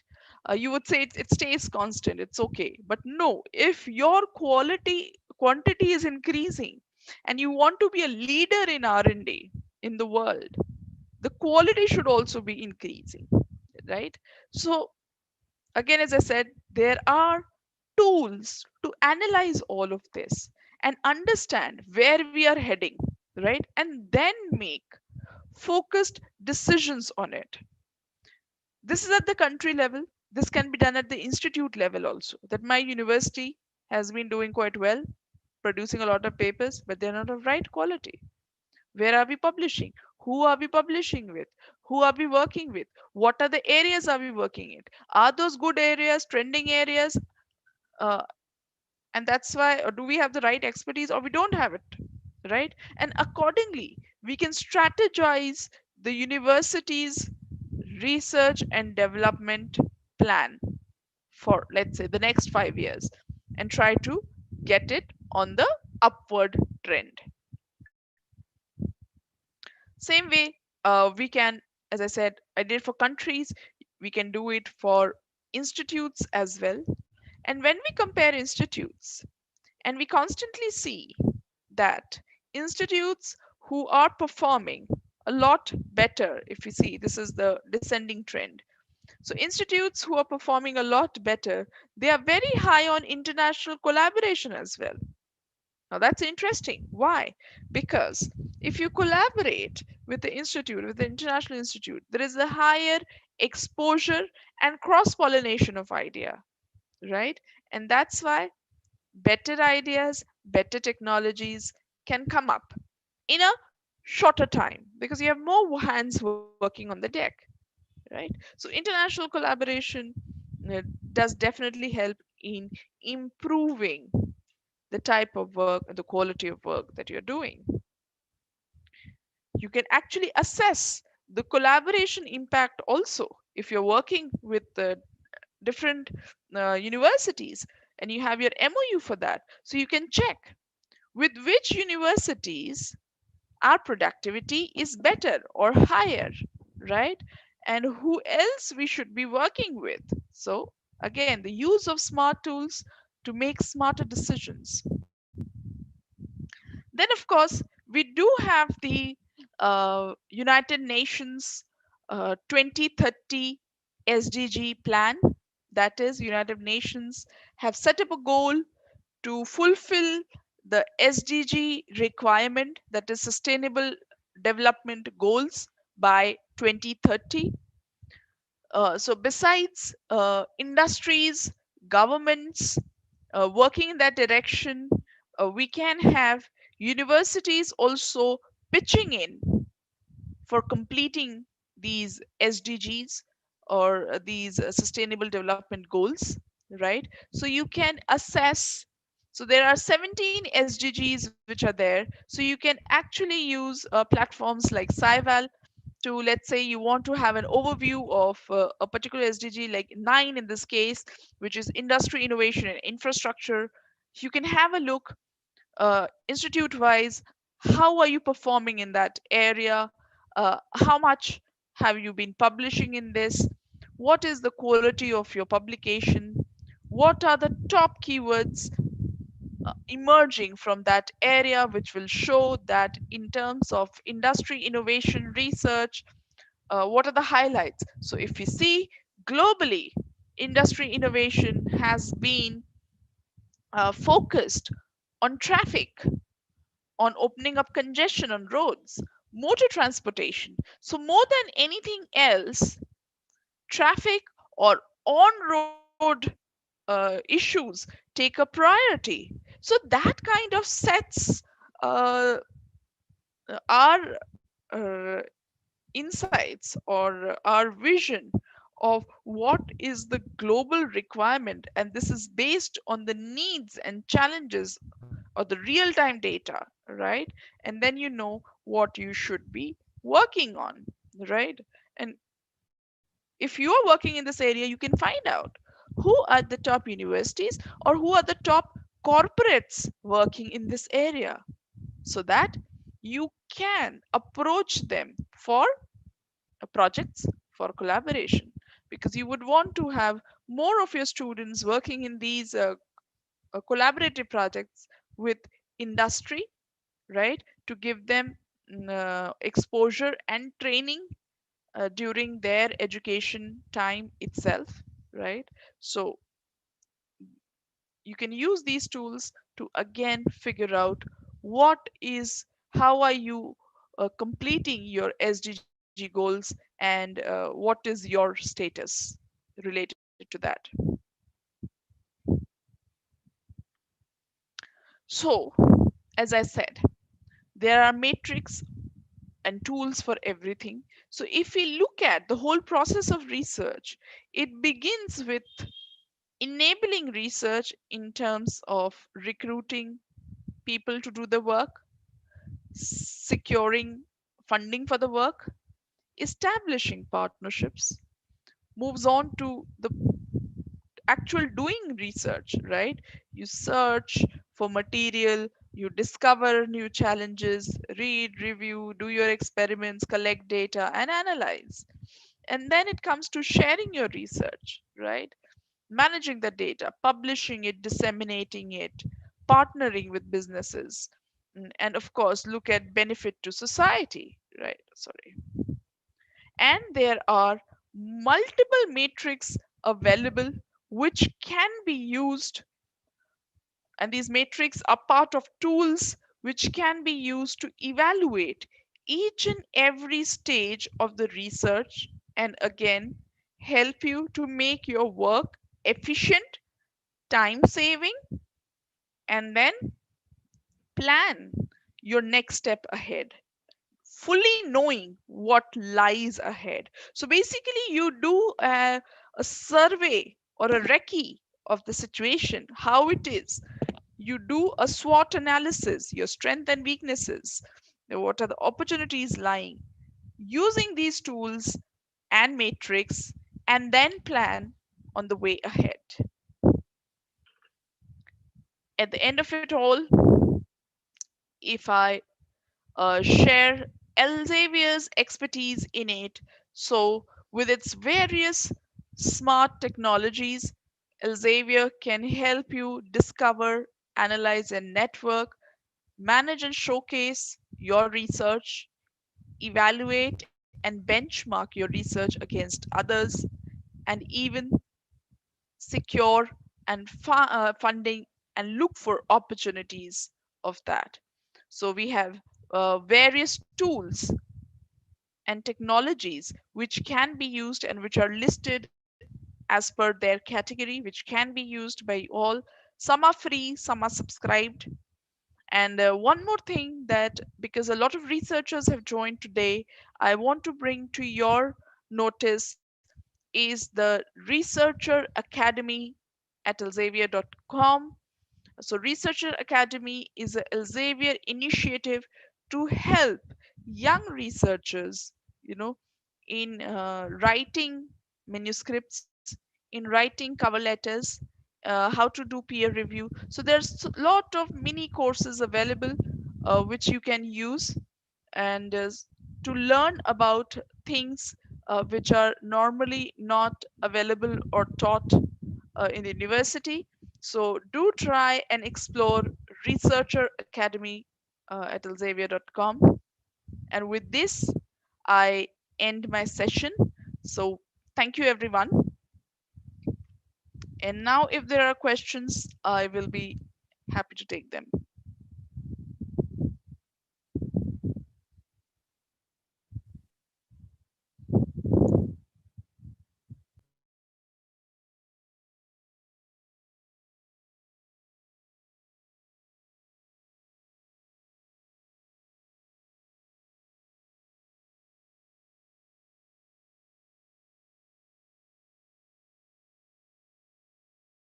So please mic चालू करा. Yeah, Dr. Datta, am I audible? Yes, sir. Yeah. I can hear you well. Thank you so much, Dr. Datta. Indeed, research work is absolutely, you can say that it is in the blood of academicians here. So I take this opportunity to ask you a few questions on behalf of the students and the audience.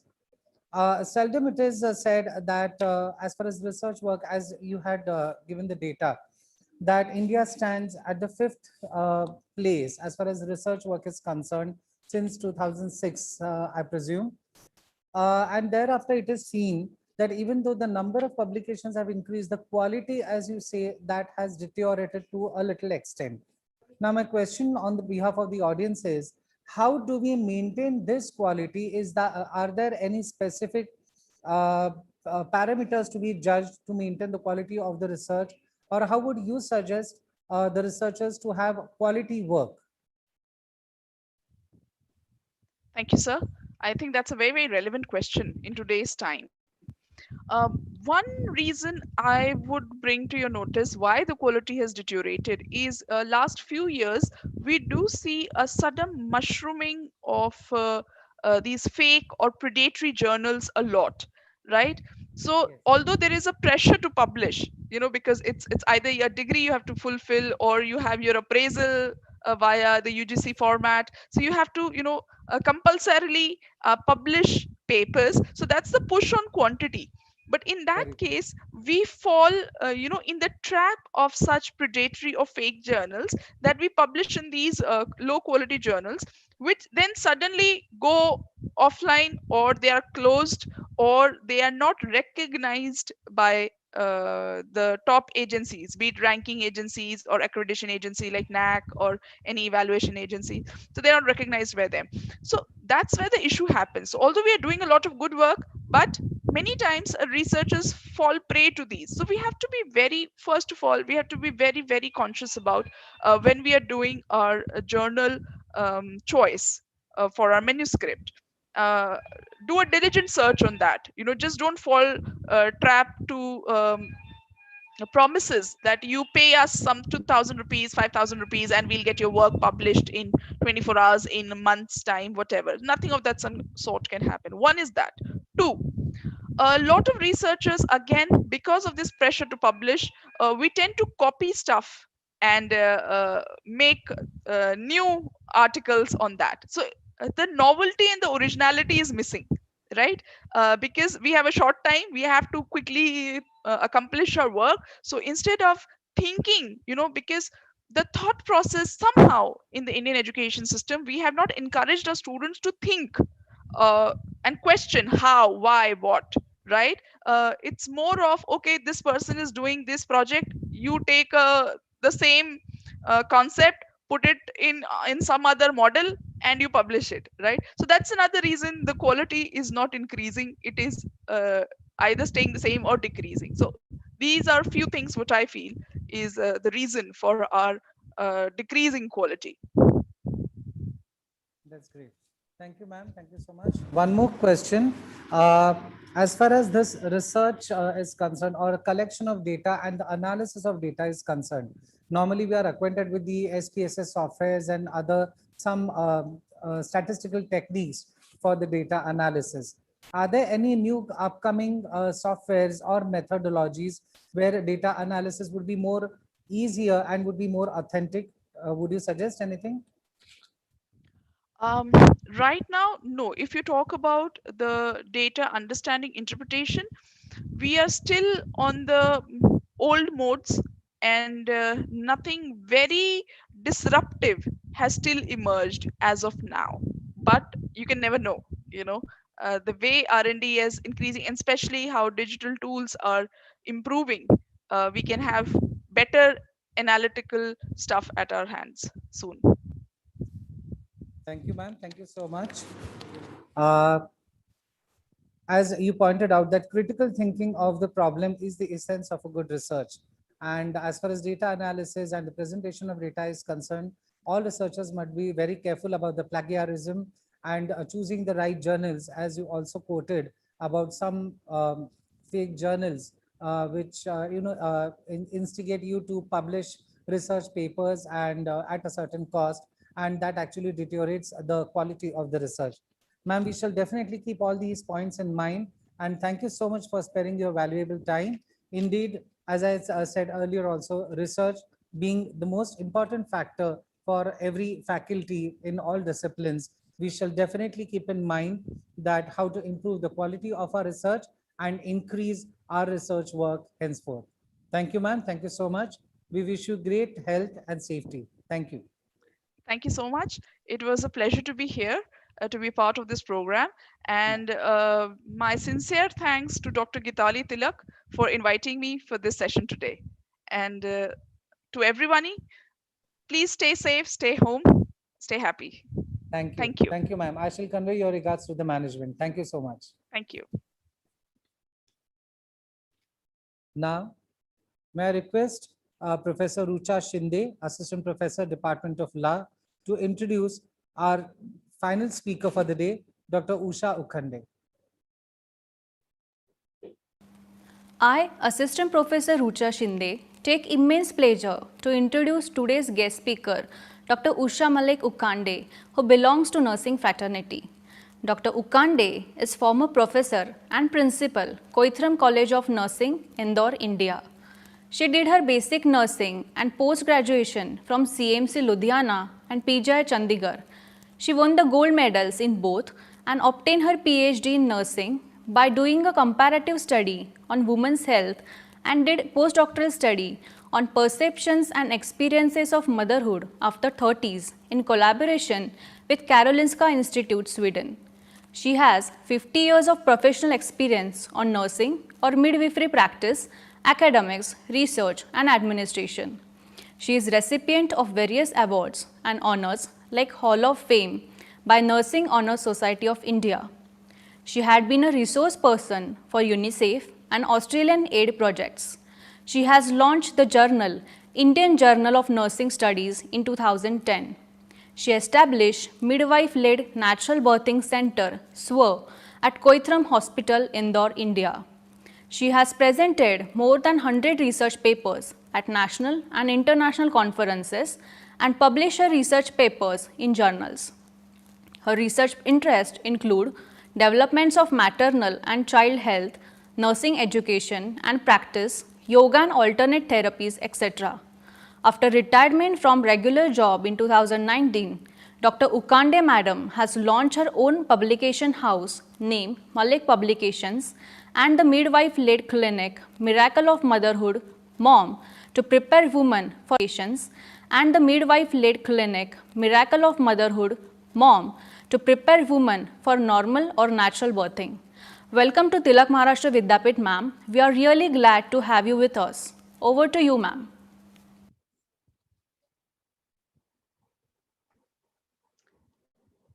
Thank you, Rucha ji, and thank you the whole of Tilak University fraternity for asking me to be with you this afternoon to talk about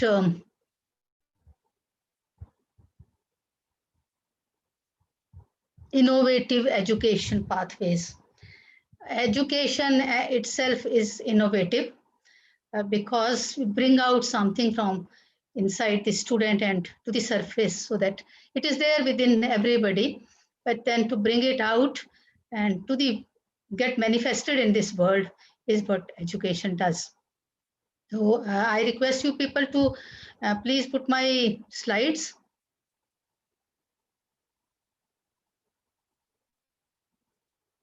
Tell me which folder we are. So please share my slides. Yes, just give me a minute, ma'am. Yeah, You're about sure. to share your slide.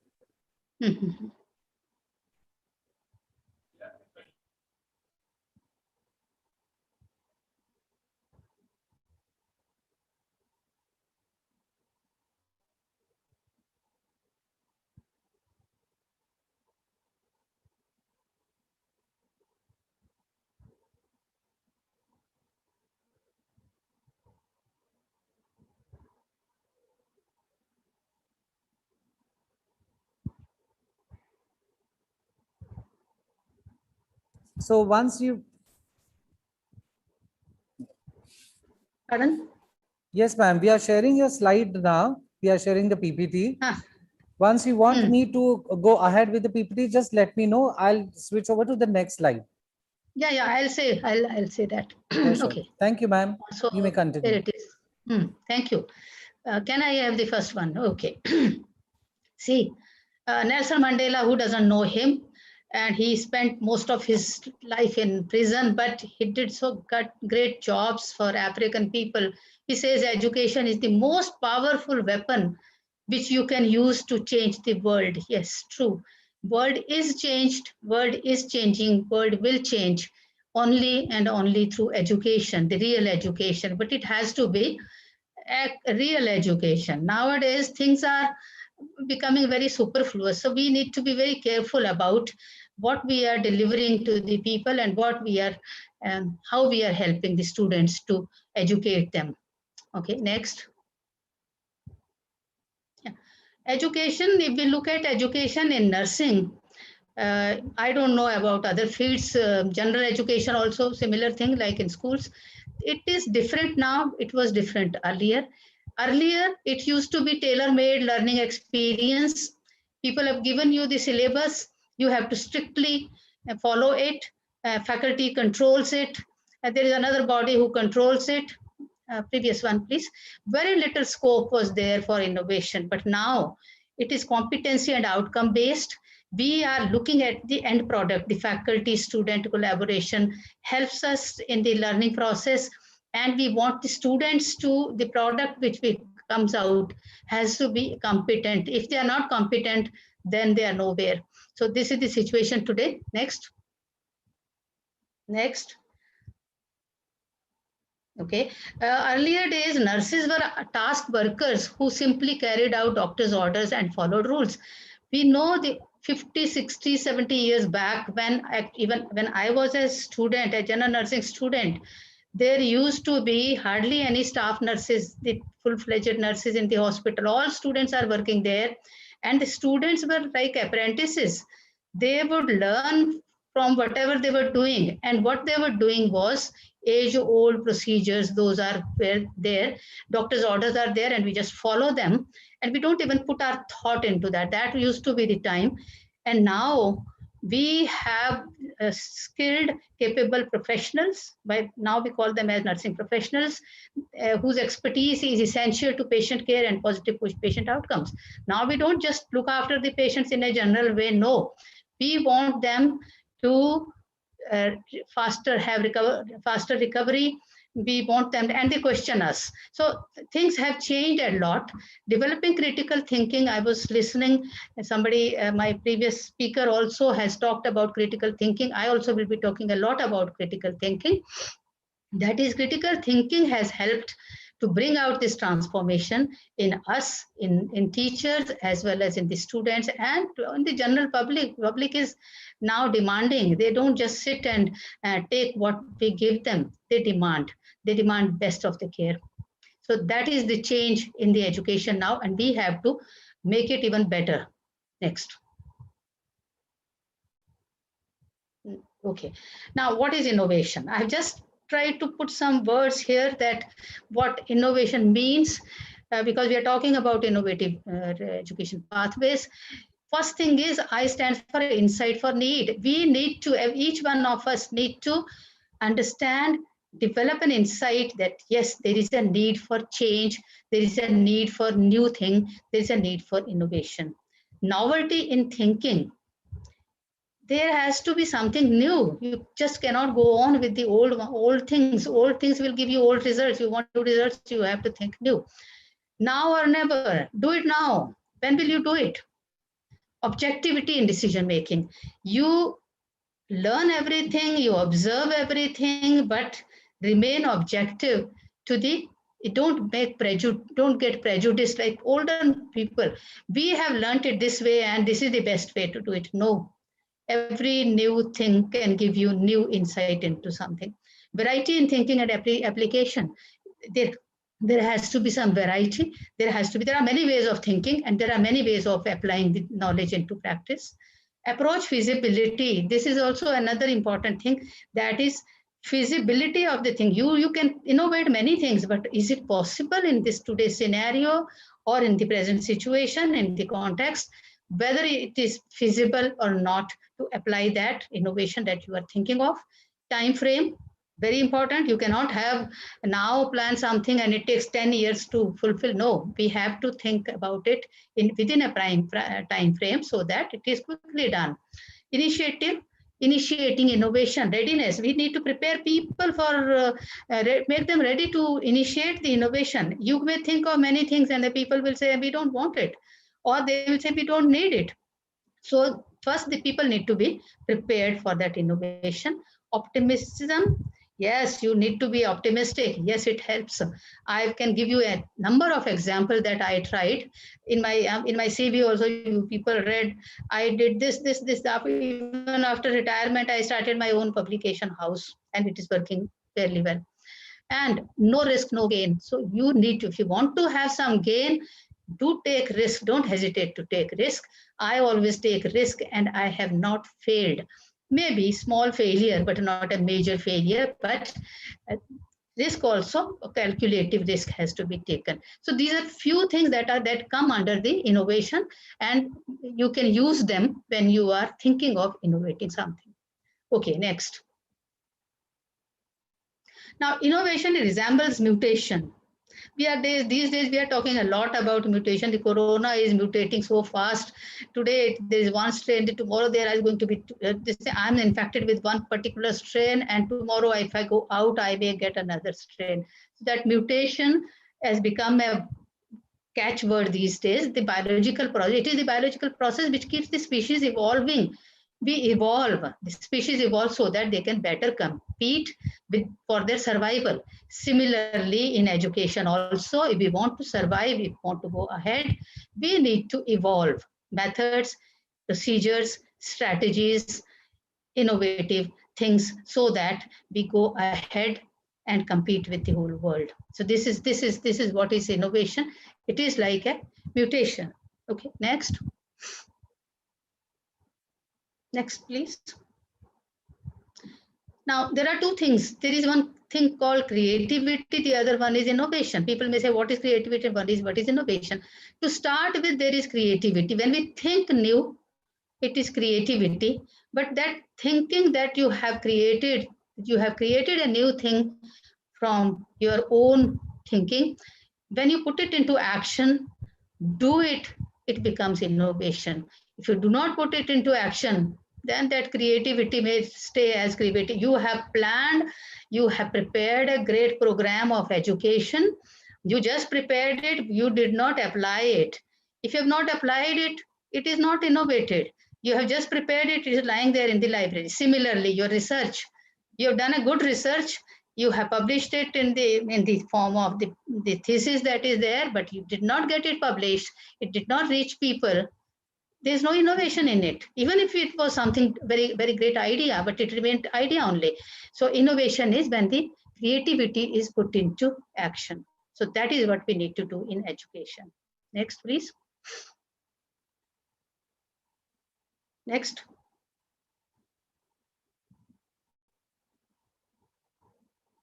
Next.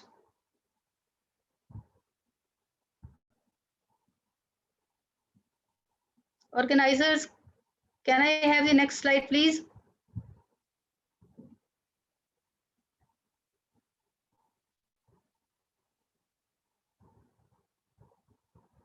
Okay.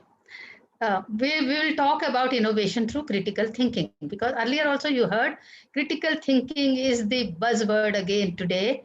All research, other things are all depend on critical thinking. Okay, next slide.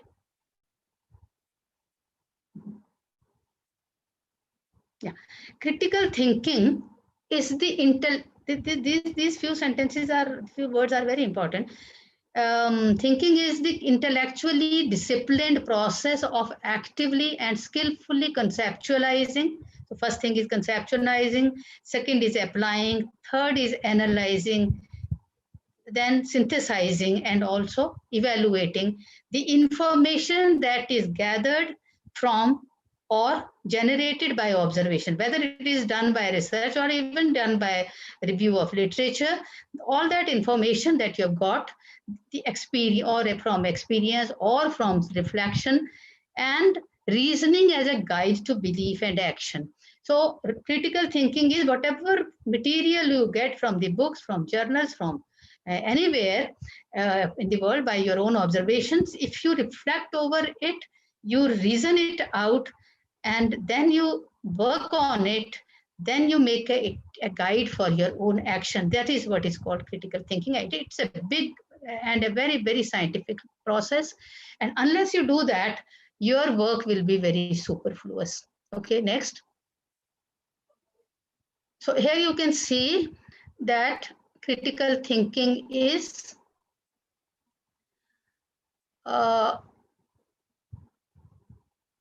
reasoning, evaluating, analyzing, decision-making, problem solving. Okay, any problem. You can use critical thinking in anything that you do. You want to start a project, you can use that in that. You want to solve a problem, educational problem, or you want to plan which type of strategy I should use for teaching this particular topic. Again, you will use the critical thinking, and these are the components of the critical thinking. You use them very carefully, like a scientific method, and you will be definitely coming out with something which will give you satisfaction. Okay, next. Now, when we are talking about this, there has to be few things which need to be very, very clear and precise. Clarity of the topic, clarity of your thinking, clarity of your objective, clarity of your vision is important. What are you going to do? What is in your mind? Accuracy, the data that you have collected, the incidences that you have collected, based on which you are going to talk about or teach the students, should be accurate. Precision has to be there. Relevance to the today's situation, like you are talking in the months of December, we are talking about diarrhea in children. No use. In December, it will be the bronchopneumonia. So it should be relevant to the time. It should be in depth. Whatever topic you have taken, that's in-depth study should be there. Breadth also has to be taken. Logic also has to be considered.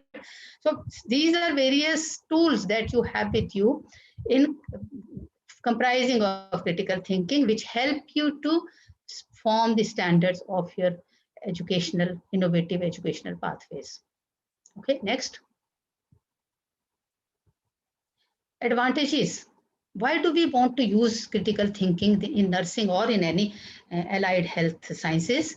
Is that it raises vital questions and problems, formulating them clearly and precisely. So if there is a problem, if you want to think about it clearly we need to use critical thinking. It gives us more clear picture of the things. It gathers and assesses relevant information using abstract ideas.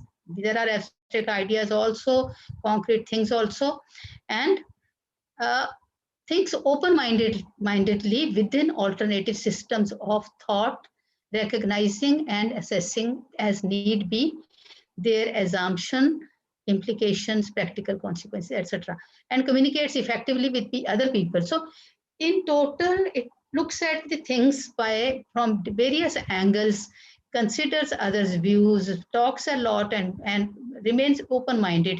So that is what is the advantage. So the end result is always useful for the society, for everybody, and will be accepted by the authorities whom you are projecting your proposal, and also it will be useful for the community for whatever reason you are doing it.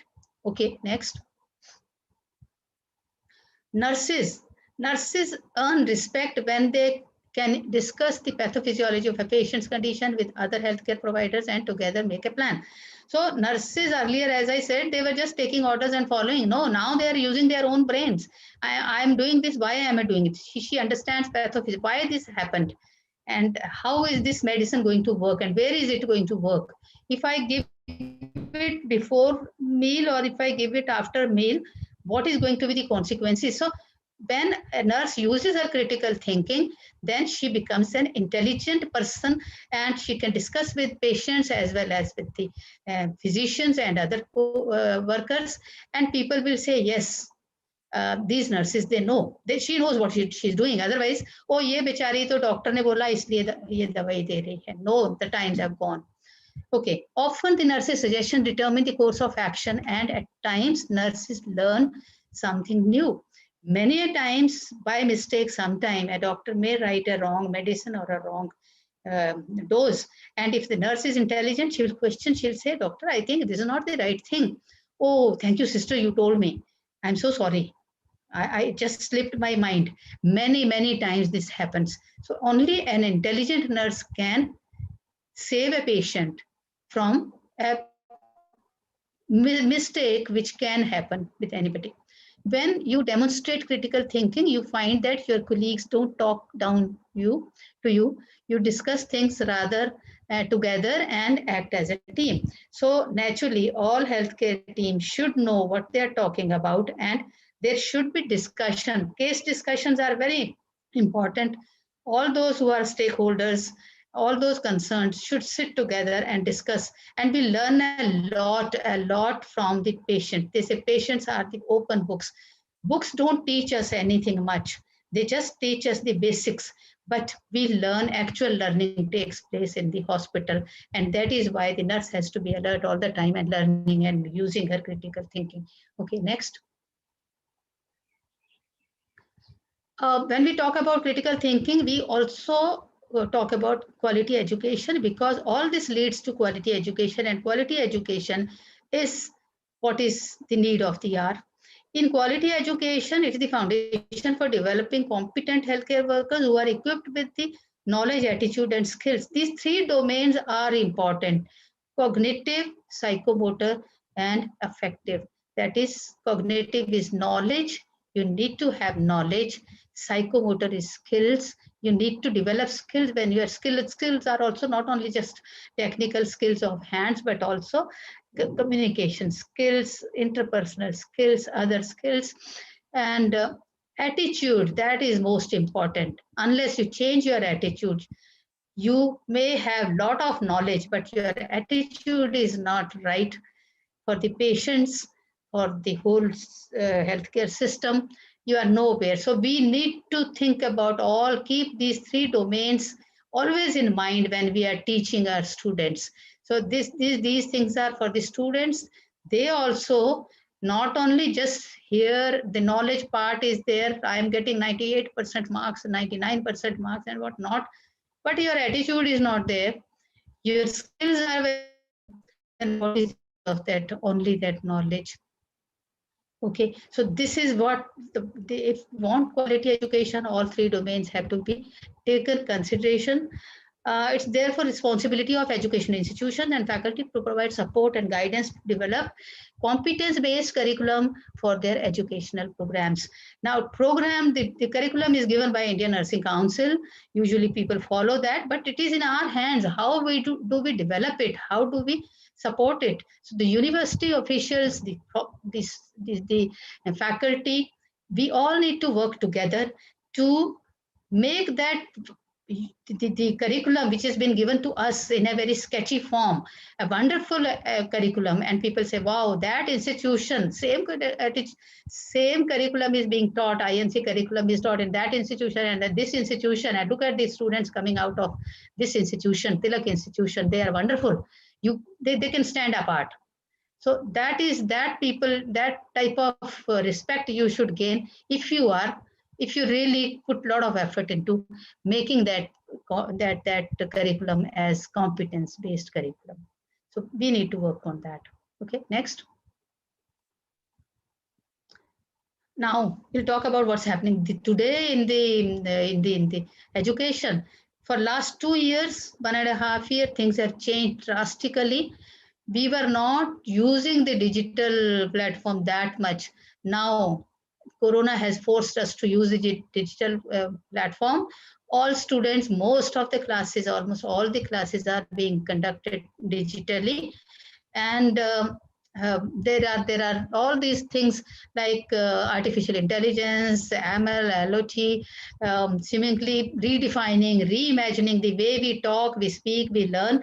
All things have changed. So EduTech sector is merely an extension of this overarching technology optimization. So technology is very happy that, okay, Corona has made us very popular. Yes, they have become popular, and good thing that many people who did not learn it earlier, now they are using it, and we should make use of the opportunity. Right now, this is the situation. We need to use it. Yes, we will use it. Time will come when there will be more of face-to-face interaction in education. Next. Other trends are that e-learning. E-learning has become mushrooming. Industry in India has been mushrooming at a growth rate of 25% per year. That is what's 2018. Now it is almost 100%. And you have courses, you have degrees online, you have number of things. People have come out with number of offers for courses. One has to be very careful. So when you are choosing any course that you want to do, see the feasibility, see what is the content. Not only money, some people are even giving it free. So people go for free. Yes, go for free, but don't boggle your mind so much that the most essential things which are needed are also lost, and you are only collecting the certificates or the degrees. Please be very careful about that. Next. Use of smartphone. I don't have to say anything about this. The world has become only limited to smartphone. Everybody, you see them, they are busy with the smartphone. Sometimes it is useful, sometimes it's not. There is, okay, next. Yes. Okay, next. There is something like called massive open online courses. I'm not familiar with them, but people are familiar. Youngsters are very familiar. Yes, learn them. Good thing. You may learn many things. Be selective. Take only those things that you need. Don't just keep on. They are always available on the computer, so don't have to put it here all the time. Keep it little space. Space should be there so that something good can come in. Okay, next. Okay, we'll come down to resistance to innovation. We want to do innovation, but then still there are some people who do not want us to do the innovation. Okay, next. Next. Okay, resistance can be at individual level from the organizational authorities, public or private, or from our own professional colleagues. So there can be many places from where the resistance you have come out with some some good project. And at individual level means you yourself are not very much convinced about it, will I be successful or not. So first you have to convince yourself, you have to work on that. From organizational authorities, you have to know first what do they want. Public, whether public will like it or not. Private, wherever you are going to use that, or your own professional colleagues. So how do we tackle the situation if you have innovative idea and the others are not taking it? What do we do? Okay, next. Now, how to deal with this is use problem solving technique. As I told you, it could be different levels. So find out which level it is, what you can do about it. So first of all, your project should be a convincing project. It should be a useful one, and it should be prepared well. I will tell you, few years back, we prepared in Choitram. We saw that the final year students of midwifery are not getting good clinical skills, and in classroom also they don't have good skill labs. Teachers are also not prepared properly. So that all motivated us to start a skill development half-day workshop for all fourth year students of the city. So in my Indore, there may be some 20 colleges. So we prepared a plan, that is, we'll give them half-day this skill training program. That's just one thing I'm telling you. We got many such projects. So it was an educative project. So we offered this. We would charge you this much amount, very little amount. We would also give them lunch. So we start at 9 o'clock, we finish at 1 o'clock, and we offer them lunch and then give them a certificate also, and notes also, and they go home. So there used to be skill stations. My faculty was organizing it, and the whole of Indore students used to come and take their skill stations, do re-demonstration also. They would get an opportunity to do it again and again, and they were very happy. Few days back, I got one nurse who is looking after my sister who is having corona. I asked her, I said, do you know me? She says, madam, who doesn't know you? I said, how? We had your training in your institution. She's from another institution. She said she had training with me. So this is innovative project that we thought of doing it, and we did it, and we were successful. So that's just one thing I'm telling. There are many such projects that we have done, innovative, and it comes to your mind, you plan it, you take the approval, and you go ahead and do it. And people like it.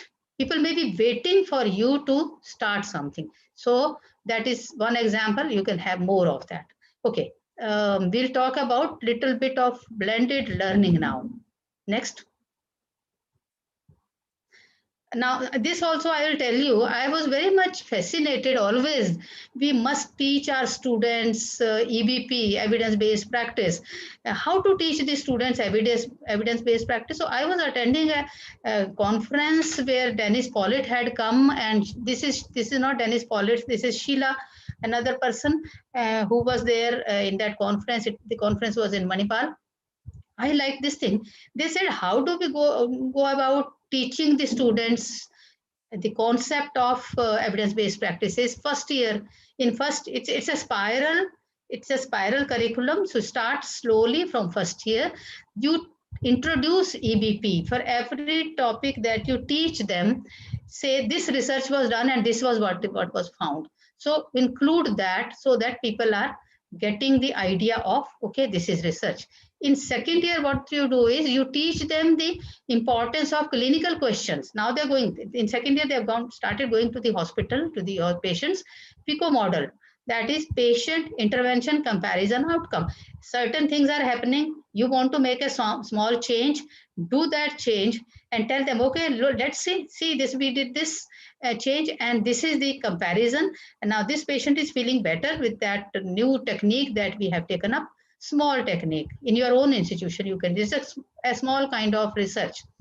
Third year, you implement whatever research you people do, make them in research you do in your hospital, like CMC well, or any research they do in the hospital, that's put back into action in their own hospital. They do not say it cannot be generalized because sample is small. No, that sample for that particular hospital is fine. You can use it there. So in third year, you make more and more of implementation of EPP. And fourth year, of course, they will be doing the project, their own project, or they do systematic review. And that way, the evidence-based practice will get into their brains, and you don't have to teach them. They have learned it throughout their course of 4 years by a blended learning. So I wish that those of the faculty who are attending it, please use this particular thing. I brought it for you. I have saved it, and I do talk about it everywhere that yes, this is possible. You can do it. Okay, next.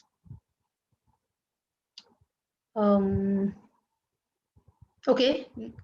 Now creative thinking has all these. Yes, go on. Add on. Yeah. Yeah, these are the components of creative thinking technique. You can call it creative thinking. You can call it critical thinking. There can be convergent thinking. That means bring ideas and converge them. It can be divergent thinking. From one point, you can go further and apply it to the other. Go away. Collective notebook technique. Tell everybody, go today to the hospital and write down your observation of the particular place. And they come to the classroom, now read it. So when we read those collective notebook technique, many things will come and we can discuss on those things, their observations. Step ladder technique, similar. Delphi technique is, we use it for developing the tool. We send it to different experts first time, and they bring it. We make some changes, again send it back to them and ask them to look at it again. They may suggest you something, and third time again. Now, third time it's done, it's perfect, almost perfect. Then you give it for standardization. So these are the various things. Reverse brainstorming. So these are the pathways for innovative education. We should use it. Don't think that we don't have time. This is a tight schedule of our course. We can't even finish it. No, there is always a scope to do it in a different way, and you will really enjoy it. We used to enjoy. Some teachers are using this particular method. The other teachers are using this type of method. And they would come and share their experiences, and they would feel very happy. And many of my nursing students, master students, we want to do qualitative research. I would say it's little difficult, you need to be very, very deep into. We will do it, madam, we'll do qualitative research. Earlier, people were not doing qualitative. Now also, those who want to go deep into things, they say, we want to do qualitative research, because you need to learn a lot from the situations. So this is what we can do in critical thinking and creative thinking techniques. All these techniques we can use. Okay, next. This is mind map. I'm not explaining them. These are whatever comes to your mind, and you write those points, and that is called mind mapping. Next. This is Gibbs' model of reflection. Reflection is another way of learning. What we see our patients doing, how they're behaving, how they're reacting, etc. And we come back and think, and we reflect over their behavior, why that person was doing like this. So that gives us new learning. So this is all. So people have given different way of reflective learning. Reflective learning is also a very good learning. And many people, you can use your own method of learning. Or for one situation, you will use reflective learning. The other situation, you will use an observation, or you need to talk to the people. Okay, next. There are all these Atkins model. Okay, next.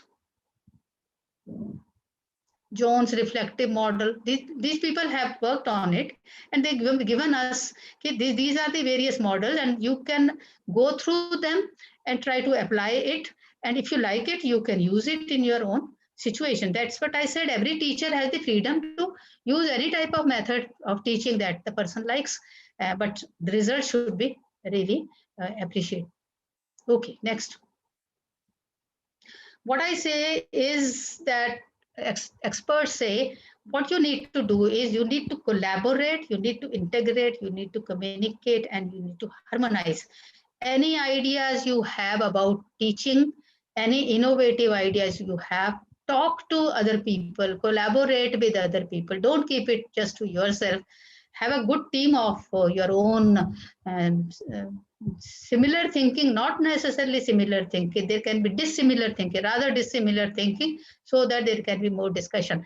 Then you integrate everybody's ideas and see how it can be put together.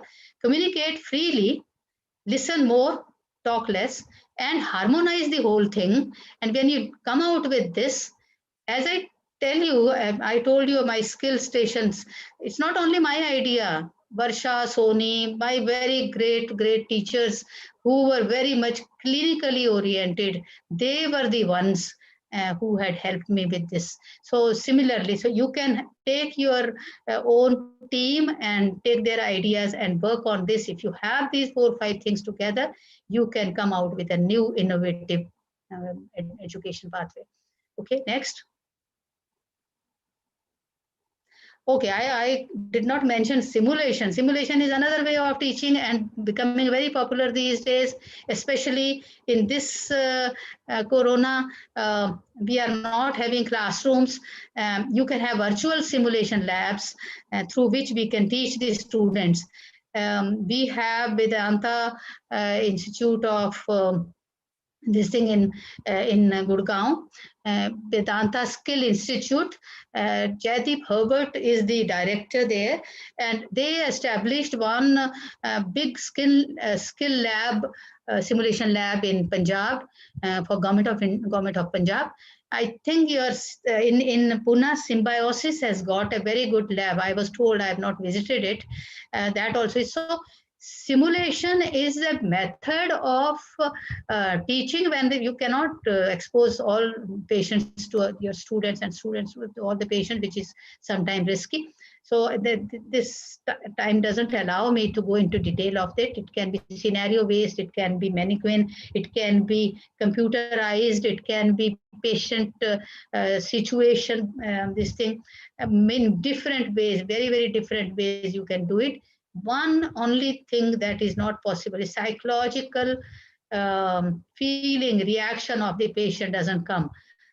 That may not come, but rest other things are all possible. So similarly, we should go for, say, every college should have a very good simulation lab, and the teachers should be familiar with this. And you can create videos, and these days you can use them for students. Okay, next. Next. Okay. It is useful in a way, use creativity, innovation. Okay, take home message. This is my last slide, probably. What I say is use creativity, innovation, and critical thinking that we talked all over while applying any of the teaching learning strategies. You are teaching them in different ways. You can select your own method, but keep in mind creativity, keep in mind innovation and critical thinking. You can use online learning in there also. These things can be used. Be selective. Classroom learning using various methods also is possible to use the critical thinking, mind mapping, brainstorming, reflective models, anything. Learn from everything. Select for the best one for you and for your students. And each student may learn differently. So you need to do a SWOT analysis of your student.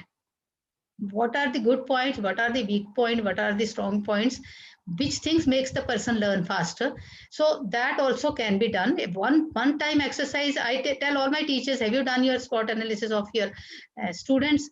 And they tell me, yes, we did it and we found this was the problem. Sometimes, we are only problem oriented, thinking of what problem the student has. No, it is not the problem. It is the strength. What strength did you find? So these are the things we can always use. Innovation is, there's no limit to innovation. You can go on innovating. Innovate for yourself, whatever method you want to use. Okay, next.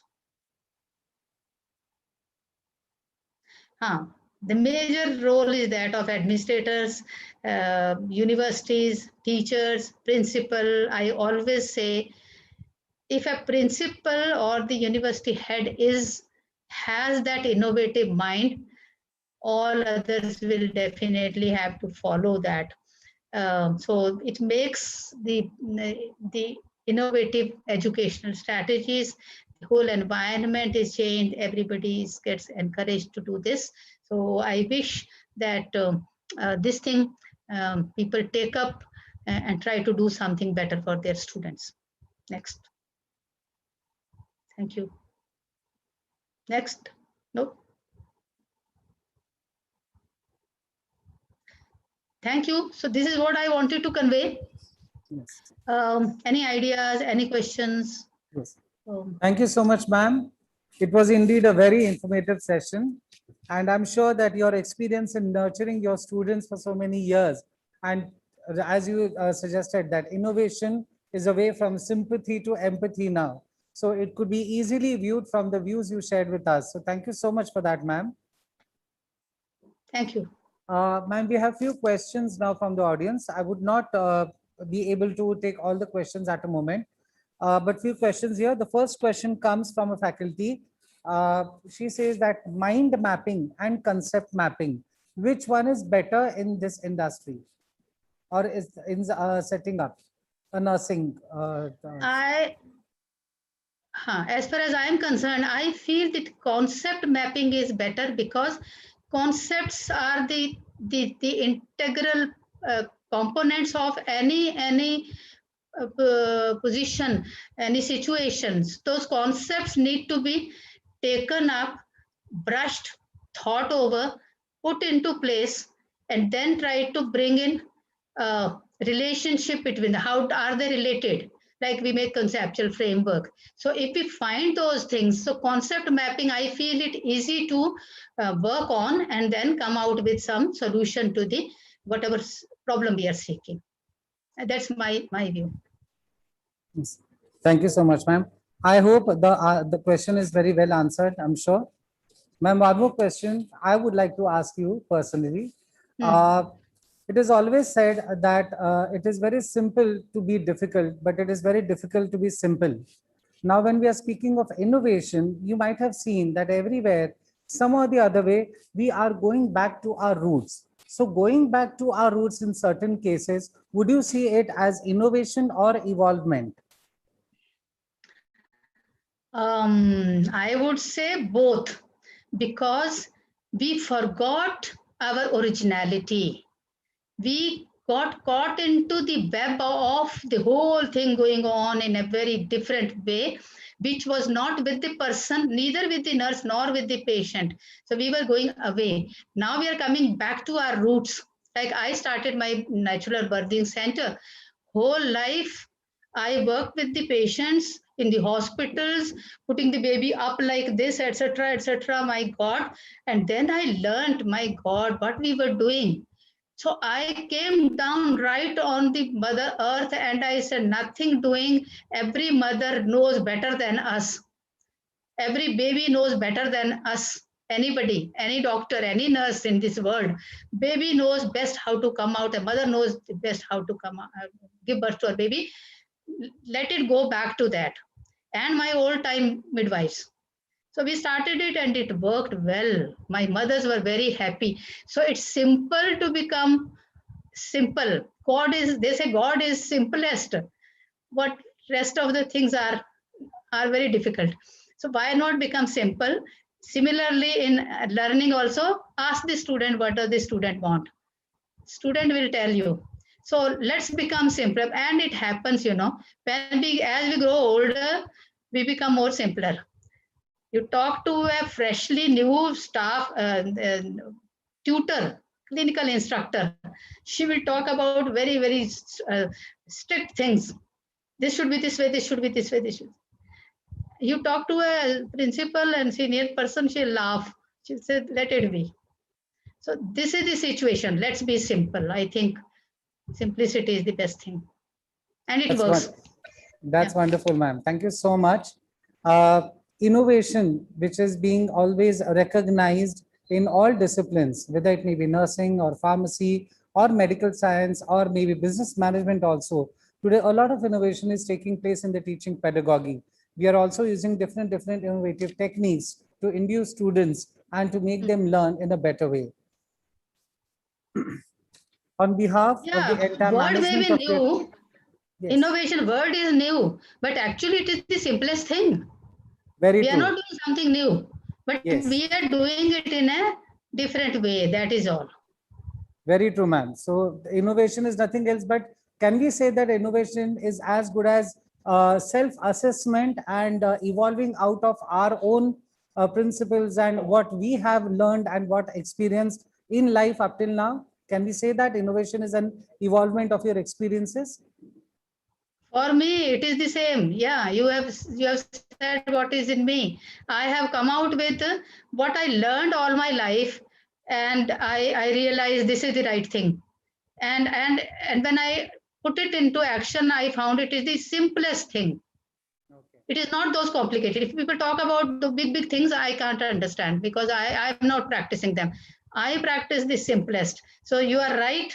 The innovation is the whatever you have learned whole your life, and that taught you this is what is life. At the end, the life is the simplest one. So similarly, innovation is also the simplest thing. Thank Superb. you. Thank you so much, ma'am. Yes. So let's all again go back to our roots and make our future more progressive. Now, on behalf of the entire management of Vivek Maharashtra Vidyapeeth, I express my sincere regards to our chief guest, Dr. Prakash Javadekar, our keynote speaker, Dr. Anil Sahasrabudhe, our speakers for today, Sri S.K. Jain, Dr. Julian Warikar, Dr. Shubhra Datta, and Dr. Usha Ukhande for sparing their valuable time and sharing their impeccable knowledge. I'm confident that this journey of knowledge exchange will be equally extravagant tomorrow also. I hereby inform that our sessions for today conclude here and we shall reassemble tomorrow at 9 a.m. in the morning. I request the audience to log in through the same Zoom meeting link as being shared with you today. Thank you, audience, for being such a lovely and patient audience. Stay home, stay safe, stay healthy, and we shall meet soon tomorrow morning. Thank you so much.